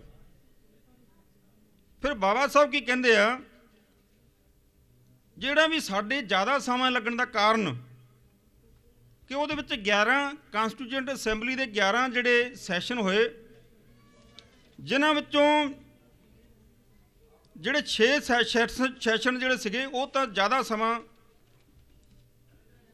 ਜਿਹੜੀਆਂ ਕਮੇਟੀ ਦੀਆਂ ਰਿਪੋਰਟਾਂ ਸੀ ਉਹਦੇ ਉੱਪਰ ਡਿਸਕਸ਼ਨ ਦੇ ਉੱਪਰ, ਫਿਰ ਜਿਹੜੀ ਉਹਦੇ ਉੱਪਰ ਜਿਹੜੀ ਅਮੈਂਡਮੈਂਟਸ 7635 ਜਿਹੜੀਆਂ ਅਮੈਂਡਮੈਂਟਸ ਜਿਹੜੀਆਂ ਉਹ ਆਈਆਂ, ਉਹਦੇ ਵਿੱਚੋਂ 2473 ਅਮੈਂਡਮੈਂਟਸ ਜਿਹੜੀਆਂ ਉਹ ਲਿਆਂਦੀਆਂ ਗਈਆਂ ਟੇਬਲ ਦੇ ਉੱਪਰ, ਜਿਹਦੇ ਉੱਪਰ ਚਰਚਾ ਹੋਈ। ਇਸ ਤਰੀਕੇ ਨਾਲ ਕਾਫੀ ਸਮਾਂ ਜਿਹੜਾ ਡਿਸਕਸ਼ਨ ਔਰ ਡਿਬੇਟ ਦੇ ਉੱਪਰ ਲੱਗਾ। ਇਹ ਅਕਸਰ ਜਿਹੜੇ ਸਾਡੇ ਲੋਕ ਜਾਂ ਸਾਡੇ ਵਿੱਚ ਜੋ ਪ੍ਰਚਾਰ ਕਰਦੇ ਆ ਕਿ ਸੰਵਿਧਾਨ ਜਿਹੜਾ ਦੂਸਰਾ ਕੁਐਸਚਨ, ਇੱਕ ਤਾਂ ਪਹਿਲਾ ਕੁਐਸਚਨ ਆ ਗਿਆ, ਉਹਦਾ ਸਵਾਲ ਬਾਬਾ ਸਾਹਿਬ ਨੇ ਜਵਾਬ ਦਿੱਤਾ ਕਿ ਦੂਸਰੇ ਜਿਹੜੇ ਕੰਟਰੀ ਆ ਉਹਨਾਂ ਦੇ ਕੰਪੈਰੇਟਿਵਲੀ ਜਿਹੜਾ ਕਾਫੀ ਘੱਟ ਸਮਾਂ ਲੱਗਾ, ਔਰ ਇਹ ਇੱਕ ਬਹੁਤ ਵੱਡਾ ਟਾਸਕ ਜਿਹੜਾ ਖਰੜਾ ਕਮੇਟੀ ਨੇ ਇੱਕ ਆਪਣੇ ਸਮੇਂ 'ਚ ਇੱਕ ਹਿਸਟੋਰੀਕਲ ਸੀ। ਬਾਬਾ ਸਾਹਿਬ ਕਹਿੰਦੇ ਛੋਟੀ ਮੋਟੀ ਗੱਲ ਨਹੀਂ ਸੀ ਇਹ। ਦੂਸਰੇ ਜਿਹੜੇ ਕੰਟਰੀ ਦੇ ਵਿੱਚ ਜਿਹੜੀ ਅਮੈਂਡਮੈਂਟਸ ਦੀ ਜਾਂ ਉਸ ਤੋਂ ਬਾਅਦ ਕੋਈ ਇਸ ਤਰ੍ਹਾਂ ਦੀ ਕੋਈ ਸਮੱਸਿਆ ਨਹੀਂ ਆਈ। ਫਿਰ ਬਾਬਾ ਸਾਹਿਬ ਕਹਿੰਦੇ ਕਿ ਸਾਡਾ ਜਿਹੜਾ ਕਨਸਟੀਟਿਊਸ਼ਨ ਹੈ ਇਹ ਫਲੈਕਸੀਬਲ ਵੀ ਆ ਔਰ ਵਾਰ ਟਾਈਮ ਤੇ ਇੱਕ ਬਹੁਤ ਹਾਰਡ ਵੀ ਆ। ਜਦੋਂ ਆਪਾਂ ਦੇਖਿਆ ਵੀ ਜਦੋਂ ਲੜਾਈ ਹੁੰਦੀ ਆ ਕਿਸੇ ਵੀ ਦੂਸਰੇ ਕੰਟਰੀ ਦੇ ਨਾਲ, ਤੇ ਉਸ ਟਾਈਮ ਦੇਸ਼ ਦੀ ਇੱਕ ਯੂਨਿਟੀ ਜਿਹੜੀ ਸ਼ੋ ਹੁੰਦੀ ਆ, ਮਤਲਬ ਕਨਸਟੀਟਿਊਸ਼ਨ ਫਲੈਕਸੀਬਿਲਿਟੀ ਕਿੱਦਾਂ ਕਿ ਇਹਦੇ ਵਿੱਚ ਅਮੈਂਡਮੈਂਟਸ ਦੀ ਪ੍ਰੋਵੀਜ਼ਨ ਹੈ। ਜਿਸ ਤਰ੍ਹਾਂ ਤੁਸੀਂ ਨਵੀਂ ਅਮੈਂਡਮੈਂਟ ਦੇਖੀ ਹੋਣੀ, 103ਵੀਂ ਜਿਹੜੀ ਅਮੈਂਡਮੈਂਟ ਹੋਈ ਆ ਵਿੰਟਰ ਸੈਸ਼ਨ 'ਚ ਇਸੇ ਮਹੀਨੇ 'ਚ ਹੀ 2019 ਦੇ ਵਿੱਚ ਹੀ, ਪਰ ਉਹਦੇ ਵਿੱਚ ਉਹ ਇੱਕ ਗੱਲ ਉਹ ਜ਼ਰੂਰ ਕਹਿੰਦੇ ਆ ਕਿ ਇਹਦਾ ਜਿਹੜਾ ਇੱਕ ਫੰਡਾਮੈਂਟਲ ਜਿਹੜਾ ਸਟਰਕਚਰ ਆ, ਜਿਹੜਾ ਬੇਸਿਕ ਸਟਰਕਚਰ ਆ, ਉਹਦੇ ਵਿੱਚ ਛੇੜਛਾੜ ਨਹੀਂ ਕੀਤੀ ਜਾ ਸਕਦੀ। ਹੁਣ ਤੱਕ ਦੀਆਂ ਜਿੰਨੀਆਂ ਵੀ ਅਮੈਂਡਮੈਂਟਸ ਹੋਈਆਂ, ਕੁਛ ਮੈਂ ਅਮੈਂਡਮੈਂਟਸ ਜਿਹੜੀਆਂ ਬੜੀਆਂ ਇੰਪੋਰਟੈਂਟ ਵੈਸੇ ਤੁਹਾਡੀ ਜਾਣਕਾਰੀ ਵਾਸਤੇ, ਆਰਟੀਕਲ 368 ਦੇ ਤਹਿਤ ਅਮੈਂਡਮੈਂਟਸ ਹੁੰਦੀਆਂ। ਉਹਦੇ ਵਿੱਚ 7ਵੀਂ ਸੋਧ, ਇੱਕ ਪਹਿਲੀ ਸੋਧ ਜਿਹੜੀ ਸੀ ਉਹ ਤਾਂ ਵੈਸੇ ਹੀ ਰਿਜ਼ਰਵੇਸ਼ਨ ਨਾਲ ਸੰਬੰਧਿਤ ਸੀ। ਰਿਜ਼ਰਵੇਸ਼ਨ ਦੇ ਅਗੇਂਸਟ ਜਦੋਂ ਤਾਮਿਲਨਾਡੂ ਕੋਰਟ ਨੇ ਫੈਸਲਾ ਦਿੱਤਾ, ਉਸ ਤੋਂ ਬਾਅਦ ਉਸ ਟਾਈਮ ਬਾਬਾ ਸਾਹਿਬ ਲਾਅ ਮਿਨਿਸਟਰ ਸੀ ਔਰ ਉਹ ਬਾਬਾ ਸਾਹਿਬ ਨੇ ਸੋਧ ਲਿਆਂਦੀ ਸੀ। ਉਸ ਤੋਂ ਬਾਅਦ ਜਿਸ ਤਰ੍ਹਾਂ 7ਵੀਂ ਸੋਧ ਹੋਈ, ਰਾਜਾਂ ਜਿਹੜੀਆਂ ਰਾਜ ਅਲੱਗ-ਅਲੱਗ ਰਾਜ ਜਿਹੜੇ ਬਣਦੇ ਆ, ਭਾਸ਼ਾ ਦੇ ਆਧਾਰ 'ਤੇ ਕਿਵੇਂ ਬਣਾਏ ਜਾਣ। 1956 ਦੇ ਵਿੱਚ ਜਿਸ ਤਰ੍ਹਾਂ ਹੁਣ ਪੰਜਾਬੀ ਭਾਸ਼ਾ ਦਾ ਸਾਡਾ ਸੂਬਾ ਬਣਿਆ, ਇਹ 7ਵੀਂ ਸੋਧ ਦੇ ਤਹਿਤ ਬਣਿਆ। ਉਸ ਤੋਂ ਬਾਅਦ 44ਵੀਂ ਸੋਧ ਜਿਹੜਾ ਸੰਮਤੀ ਦਾ ਅਧਿਕਾਰ ਸੀ, ਉਹਨੂੰ ਫੰਡਾਮੈਂਟਲ ਰਾਈਟ ਤੋਂ ਬਾਹਰ ਕੱਢਿਆ ਗਿਆ। ਇਹਦੇ ਵਿੱਚ ਵੀ 4, 17ਵੀਂ, 29ਵੀਂ, 34ਵੀਂ, ਇਸ ਤਰ੍ਹਾਂ 1978 ਤੱਕ ਜਾ ਕੇ ਇਹ ਫਾਈਨਲ 44ਵੀਂ ਸੋਧ ਜਿਹੜੀ ਆ ਉਹਦੇ ਨਾਲ ਰਿਲੇਟਡ ਕੀਤੀ ਗਈ। ਫਿਰ 52ਵੀਂ ਸੋਧ ਹੋਈ ਆ 1985 ਵਿੱਚ, ਜਿਹੜਾ ਦਲ ਬਦਲੀ ਦਾ ਕਾਨੂੰਨ ਬਣਾਇਆ। 73ਵੀਂ ਤੇ 74ਵੀਂ ਸੋਧ ਜਿਹੜੀ ਆ ਉਹ ਪੰਚਾਇਤੀ ਰਾਜ ਐਕਟ ਜਿਹੜਾ ਵਿਵਸਥਾ ਕੀਤੀ ਗਈ, ਉਹਦੇ ਵਿੱਚ ਉਹਨੂੰ ਕਾਨੂੰਨੀ ਦਰਜਾ ਦਿੱਤਾ ਗਿਆ। ਇਹ ਜੋ ਪੰਚਾਇਤਾਂ ਨੂੰ ਵੱਧ ਅਧਿਕਾਰ ਦੇਣ ਦੇ ਵਿੱਚ ਵੈਸੇ ਬੇਸਿਕਲੀ ਬਾਬਾ ਸਾਹਿਬ ਇਹਦੇ ਖਿਲਾਫ ਸਨ। ਉਹ ਕਹਿੰਦੇ ਕਿ ਜਿਹੜਾ ਜਾਤੀ ਵਿਵਸਥਾ ਪੰਚਾਇਤਾਂ ਨੂੰ ਵੱਧ ਅਧਿਕਾਰ ਦੇਣ ਕਰਕੇ ਜਾਤੀ ਵਿਵਸਥਾ ਜਿਹੜੀ ਗੈਰ ਬਰਾਬਰੀ ਵਿਵਸਥਾ ਜਿਹੜੀ ਜਿਉਂ ਦੀ ਤਿਉਂ ਰਹੀ, ਜਾਂ ਉਹਦੇ ਵਿੱਚ ਕੋਈ ਪਰਿਵਰਤਨ ਨਹੀਂ ਆਇਆ। ਇਸ ਕਰਕੇ ਉਹਨਾਂ ਨੇ ਸੈਂਟਰ ਨੂੰ ਜ਼ਿਆਦਾ ਮਜ਼ਬੂਤ ਰੱਖਿਆ। ਔਰ ਤੁਸੀਂ ਦੇਖਿਆ ਹੋਣਾ ਕਿ ਜਦੋਂ ਦੀ ਇਹ ਪੰਚਾਇਤੀ ਰਾਜ ਐਕਟ ਆਇਆ, ਉਸ ਤੋਂ ਬਾਅਦ ਪਿੰਡਾਂ 'ਚ ਲੜਾਈ ਝਗੜੇ ਵੀ ਜ਼ਿਆਦਾ ਹੋਏ ਆ। ਉਸ ਤੋਂ ਬਾਅਦ 85th ਅਮੈਂਡਮੈਂਟ ਅਸੀਂ ਉਹਦੇ ਦੇਖਦੇ ਹਾਂ, ਅਜੇ ਤੱਕ ਉਹਦੇ ਉੱਪਰ ਪੂਰੀ ਤਰ੍ਹਾਂ ਅਮਲ ਨਹੀਂ ਕੀਤਾ ਗਿਆ। ਫਿਰ 86ਵੀਂ ਸੋਧ ਜਿਹੜੀ ਹੋਈ ਆ 2002 ਦੇ ਵਿੱਚ, ਸਿੱਖਿਆ ਇਹਨੂੰ ਇੱਕ ਫੰਡਾਮੈਂਟਲ ਰਾਈਟ ਮੂਲ ਅਧਿਕਾਰ ਦੇ ਵਿੱਚ ਜੋੜਿਆ ਗਿਆ, ਬੁਨਿਆਦੀ ਅਧਿਕਾਰ ਦੇ ਵਿੱਚ ਜੋੜਿਆ ਗਿਆ। ਫਿਰ 91ਵੀਂ ਸੋਧ ਜਿਹੜੀ ਹੋਈ ਆ ਮੰਤਰੀਆਂ ਦੇ ਵਿੱਚ ਜਿਹੜਾ ਕੰਟਰੋਲ, ਮੰਤਰੀ ਹੁਣ ਕਿੰਨੇ ਹੋਣੇ ਚਾਹੀਦੇ ਆ। ਪਹਿਲਾਂ ਤਾਂ ਇਹ ਸੀ ਵੀ ਜੇ 60 MLA ਬਣੇ ਆ ਤੇ ਉਹਦੇ ਵਿੱਚ 40, 45 ਵੀ ਮੰਤਰੀ ਬਣਦੇ ਰਹੇ। ਫਿਰ ਇਹ ਸੋਧ ਹੋਈ, ਉਹਦੇ ਵਿੱਚ ਵੀ 15% ਜਿੰਨੀ ਤੁਹਾਡੀ ਟੋਟਲ MLA ਦੀ ਸਟਰੈਂਥ ਹੈ, ਉਹਦੇ ਵਿੱਚ 15% ਤੋਂ ਜ਼ਿਆਦਾ ਨਹੀਂ ਮੰਤਰੀ ਬਣ ਸਕਦੇ। ਉਸ ਤੋਂ ਬਾਅਦ 93ਵੀਂ ਸੋਧ ਹੋਈ, OBC ਦਾ ਜਿਹੜਾ ਕੋਟਾ ਉਹ ਵਿਦਿਅਕ ਅਦਾਰਿਆਂ ਵਿੱਚ ਫਿਕਸ ਕੀਤਾ ਗਿਆ, ਉਹ 93ਵੀਂ ਸੋਧ ਹੋਈ। ਫਿਰ 99 ਜਿਹੜੀ ਸੋਧ ਹੋਈ ਆ, 99 ਜਿਹੜੀ 2014 ਵਿੱਚ, ਇੱਕ ਬੜੀ ਇੰਪੋਰਟੈਂਟ ਜਿਹੜੀ ਸੋਧ ਹੈ ਕਿ ਜੁਡੀਸ਼ੀਅਲ ਕਮਿਸ਼ਨ ਬਣਾਇਆ ਗਿਆ, ਨੈਸ਼ਨਲ ਜੁਡੀਸ਼ੀਅਲ ਅਪਾਇੰਟਮੈਂਟ ਕਮਿਸ਼ਨ। ਤੁਸੀਂ ਹੈਰਾਨ ਹੋਵੋਗੇ ਕਿ ਪੂਰੇ ਦੁਨੀਆ ਦੇ ਵਿੱਚ ਜੱਜ ਜੋ ਜੱਜਿਸ ਦੀ ਅਪਾਇੰਟਮੈਂਟ ਨਹੀਂ ਕਰਦਾ, ਸਿਰਫ ਇੰਡੀਆ ਦਾ ਇੱਕੋ ਇੱਕ ਅਲੱਗ, ਇਹ ਬਾਬਾ ਸਾਹਿਬ ਵੇਲੇ ਨਹੀਂ ਸੀ, ਇਹ ਬਾਅਦ 'ਚ ਜੱਜਾਂ ਦਾ ਹੀ ਫੈਸਲਾ, ਸੁਪਰੀਮ ਕੋਰਟ ਦੇ ਜੱਜਿਸ ਦਾ ਹੀ ਫੈਸਲਾ, ਕਾਲਜੀਅਮ ਦੁਆਰਾ ਜਿਹੜੀ ਅਪਾਇੰਟਮੈਂਟ ਹੋ ਰਹੀ ਹੈ, ਜਿਹਦੇ ਉੱਪਰ ਅਜੇ ਵੀ ਕੰਟਰੋਵਰਸੀ ਚੱਲਦੀ ਰਹਿੰਦੀ ਹੈ। ਖੁਦ ਜੱਜਿਸ ਨੇ ਹੀ ਆਪਣੇ ਜੱਜਿਸ ਨੂੰ ਸਿਲੈਕਟ ਕਰਨ ਲਈ ਉਹਨਾਂ ਦੀ ਅਪਾਇੰਟਮੈਂਟ ਕੀਤੀ, ਉਹਨਾਂ ਦੇ ਮਾਧਿਅਮ ਤੋਂ ਕੀਤੀ ਜਾ ਰਹੀ ਹੈ। ਇਹ ਦੁਨੀਆ ਦੇ ਕਿਸੇ ਵੀ ਕੰਟਰੀ 'ਚ ਨਹੀਂ ਹੋ ਰਿਹਾ। ਫਿਰ 2014 ਦੇ ਵਿੱਚ ਜਿਹੜਾ ਨੈਸ਼ਨਲ ਜੁਡੀਸ਼ੀਅਲ ਅਪਾਇੰਟਮੈਂਟ ਕਮਿਸ਼ਨ ਬਣਿਆ, ਜੇ UPSC IAS ਦੀ ਸਿਲੈਕਸ਼ਨ ਕਰ ਸਕਦੀ ਆ, ਇਸੇ ਤਰ੍ਹਾਂ PCS ਜੁਡੀਸ਼ਰੀ ਦੀ ਸਿਲੈਕਸ਼ਨ ਜਿਹੜੀ ਆ ਪੰਜਾਬ ਦਾ ਜਿਹੜਾ PPSC ਕਰ ਰਿਹਾ, ਉਸੇ ਤਰੀਕੇ ਦੇ ਨਾਲ ਨੈਸ਼ਨਲ ਲੈਵਲ ਤੇ ਜੱਜਿਸ ਦੀ ਅਪਾਇੰਟਮੈਂਟ ਕਰਨ ਵਾਸਤੇ ਜੁਡੀਸ਼ੀਅਲ ਕਮਿਸ਼ਨ ਕਿਉਂ ਨਹੀਂ ਹੋਣਾ ਚਾਹੀਦਾ। ਇਹ ਕਿਉਂ ਮੈਂ ਚਰਚਾ ਕਰ ਰਿਹਾ, ਕਿਉਂਕਿ ਬਾਬਾ ਸਾਹਿਬ ਦੀ ਜੈ ਜੈ ਕਰਨ ਦੇ ਨਾਲ ਕੁਝ ਨਹੀਂ ਹੋਣ ਵਾਲਾ। ਬਾਬਾ ਸਾਹਿਬ ਖੁਦ ਕਹਿੰਦੇ ਸੀ, ਮੇਰੀ ਜੈ ਜੈਕਾਰ ਕਰਨ ਦੀ ਬਜਾਏ ਮੇਰਾ ਅਧੂਰਾ ਕੰਮ ਪੂਰਾ ਕਰਨ ਲਈ ਆਪਣੀ ਜਾਨ ਦੀ ਬਾਜੀ ਤੱਕ ਲਗਾ ਦਿਓ। ਉਹ ਅਧੂਰਾ ਕੰਮ ਕਿਹੜਾ? ਬਾਬਾ ਸਾਹਿਬ ਤਾਂ ਸਾਡੇ ਤੋਂ ਬਹੁਤ ਕੁਝ ਐਕਸਪੈਕਟ ਕਰਦੇ ਸੀ। ਸੰਵਿਧਾਨ ਲਿਖਤਾ, ਸੰਵਿਧਾਨ ਦੇ ਉੱਪਰ ਅਮਲ ਕਰਨ ਵਾਲੇ ਜਿਹੜੇ ਲੋਕ ਤੁਸੀਂ ਨਹੀਂ ਗਏ, ਔਰ ਜਿਹੜੇ ਲੋਕ ਤੁਸੀਂ ਭੇਜੇ ਆ ਉਹ ਸੰਵਿਧਾਨ ਦੇ ਉੱਪਰ ਅਮਲ ਨਹੀਂ ਕਰਦੇ, ਜਾਂ ਸੰਵਿਧਾਨ ਦੇ ਪ੍ਰਤੀ ਸਿੰਸੀਅਰ ਨਹੀਂ। ਇਹ ਜਿਹੜੀ 103ਵੀਂ ਸੋਧ ਜਿਹੜੀ ਹੋਈ ਆ, ਤੁਸੀਂ ਹੈਰਾਨ ਹੋਵੋਗੇ, ਵਿੰਟਰ ਸੈਸ਼ਨ ਨੂੰ ਐਕਸਟੈਂਡ ਕੀਤਾ ਗਿਆ, ਇੱਕ ਦਿਨ ਦਾ ਐਕਸਟੈਂਡ ਕਰਕੇ economical weaker sections among general category ਦੇ ਵਿੱਚੋਂ 10% ਦੀ ਜਿਹੜੀ ਉਹ ਰਿਜ਼ਰਵੇਸ਼ਨ ਫਿਕਸ ਕਰਤੀ। ਔਰ ਉਹਦੇ ਵਿੱਚ ਬੈਕਵਰਡ ਕਲਾਸਿਸ ਦੇ, ਸ਼ਡਿਊਲ ਕਾਸਟ ਦੇ, ਸ਼ਡਿਊਲ ਟ੍ਰਾਈਬਸ ਦੇ ਵੀ MP MLA ਸੌਰੀ MP ਔਰ ਰਾਜ ਸਭਾ ਦੇ ਵਿੱਚ ਵੀ, ਔਰ ਸਮਰਥਨ ਕੀਤਾ ਗਿਆ ਬਹੁਤ ਸਾਰੇ MPs ਦੇ ਵੱਲੋਂ। ਜਦ ਕਿ ਕਾਨਸਟੀਟਿਊਸ਼ਨ ਦਾ ਇਹ ਅਮੈਂਡਮੈਂਟਸ ਕਰਨ ਦਾ ਅਧਿਕਾਰ ਹੈ ਪਾਰਲੀਮੈਂਟ ਨੂੰ, ਕਿਉਂਕਿ ਪਾਰਲੀਮੈਂਟ ਸੁਪਰੀਮ ਹੈ, ਪਰ ਉਹਦੇ 'ਚ ਇਹ ਦੇਖਣਾ ਹੈ ਕਿ ਜਿਹੜਾ ਬੇਸਿਕ ਸਟਰਕਚਰ ਹੈ ਕਾਨਸਟੀਟਿਊਸ਼ਨ ਦਾ ਉਹ ਤਾਂ ਪ੍ਰਭਾਵਿਤ ਨਹੀਂ ਹੁੰਦਾ।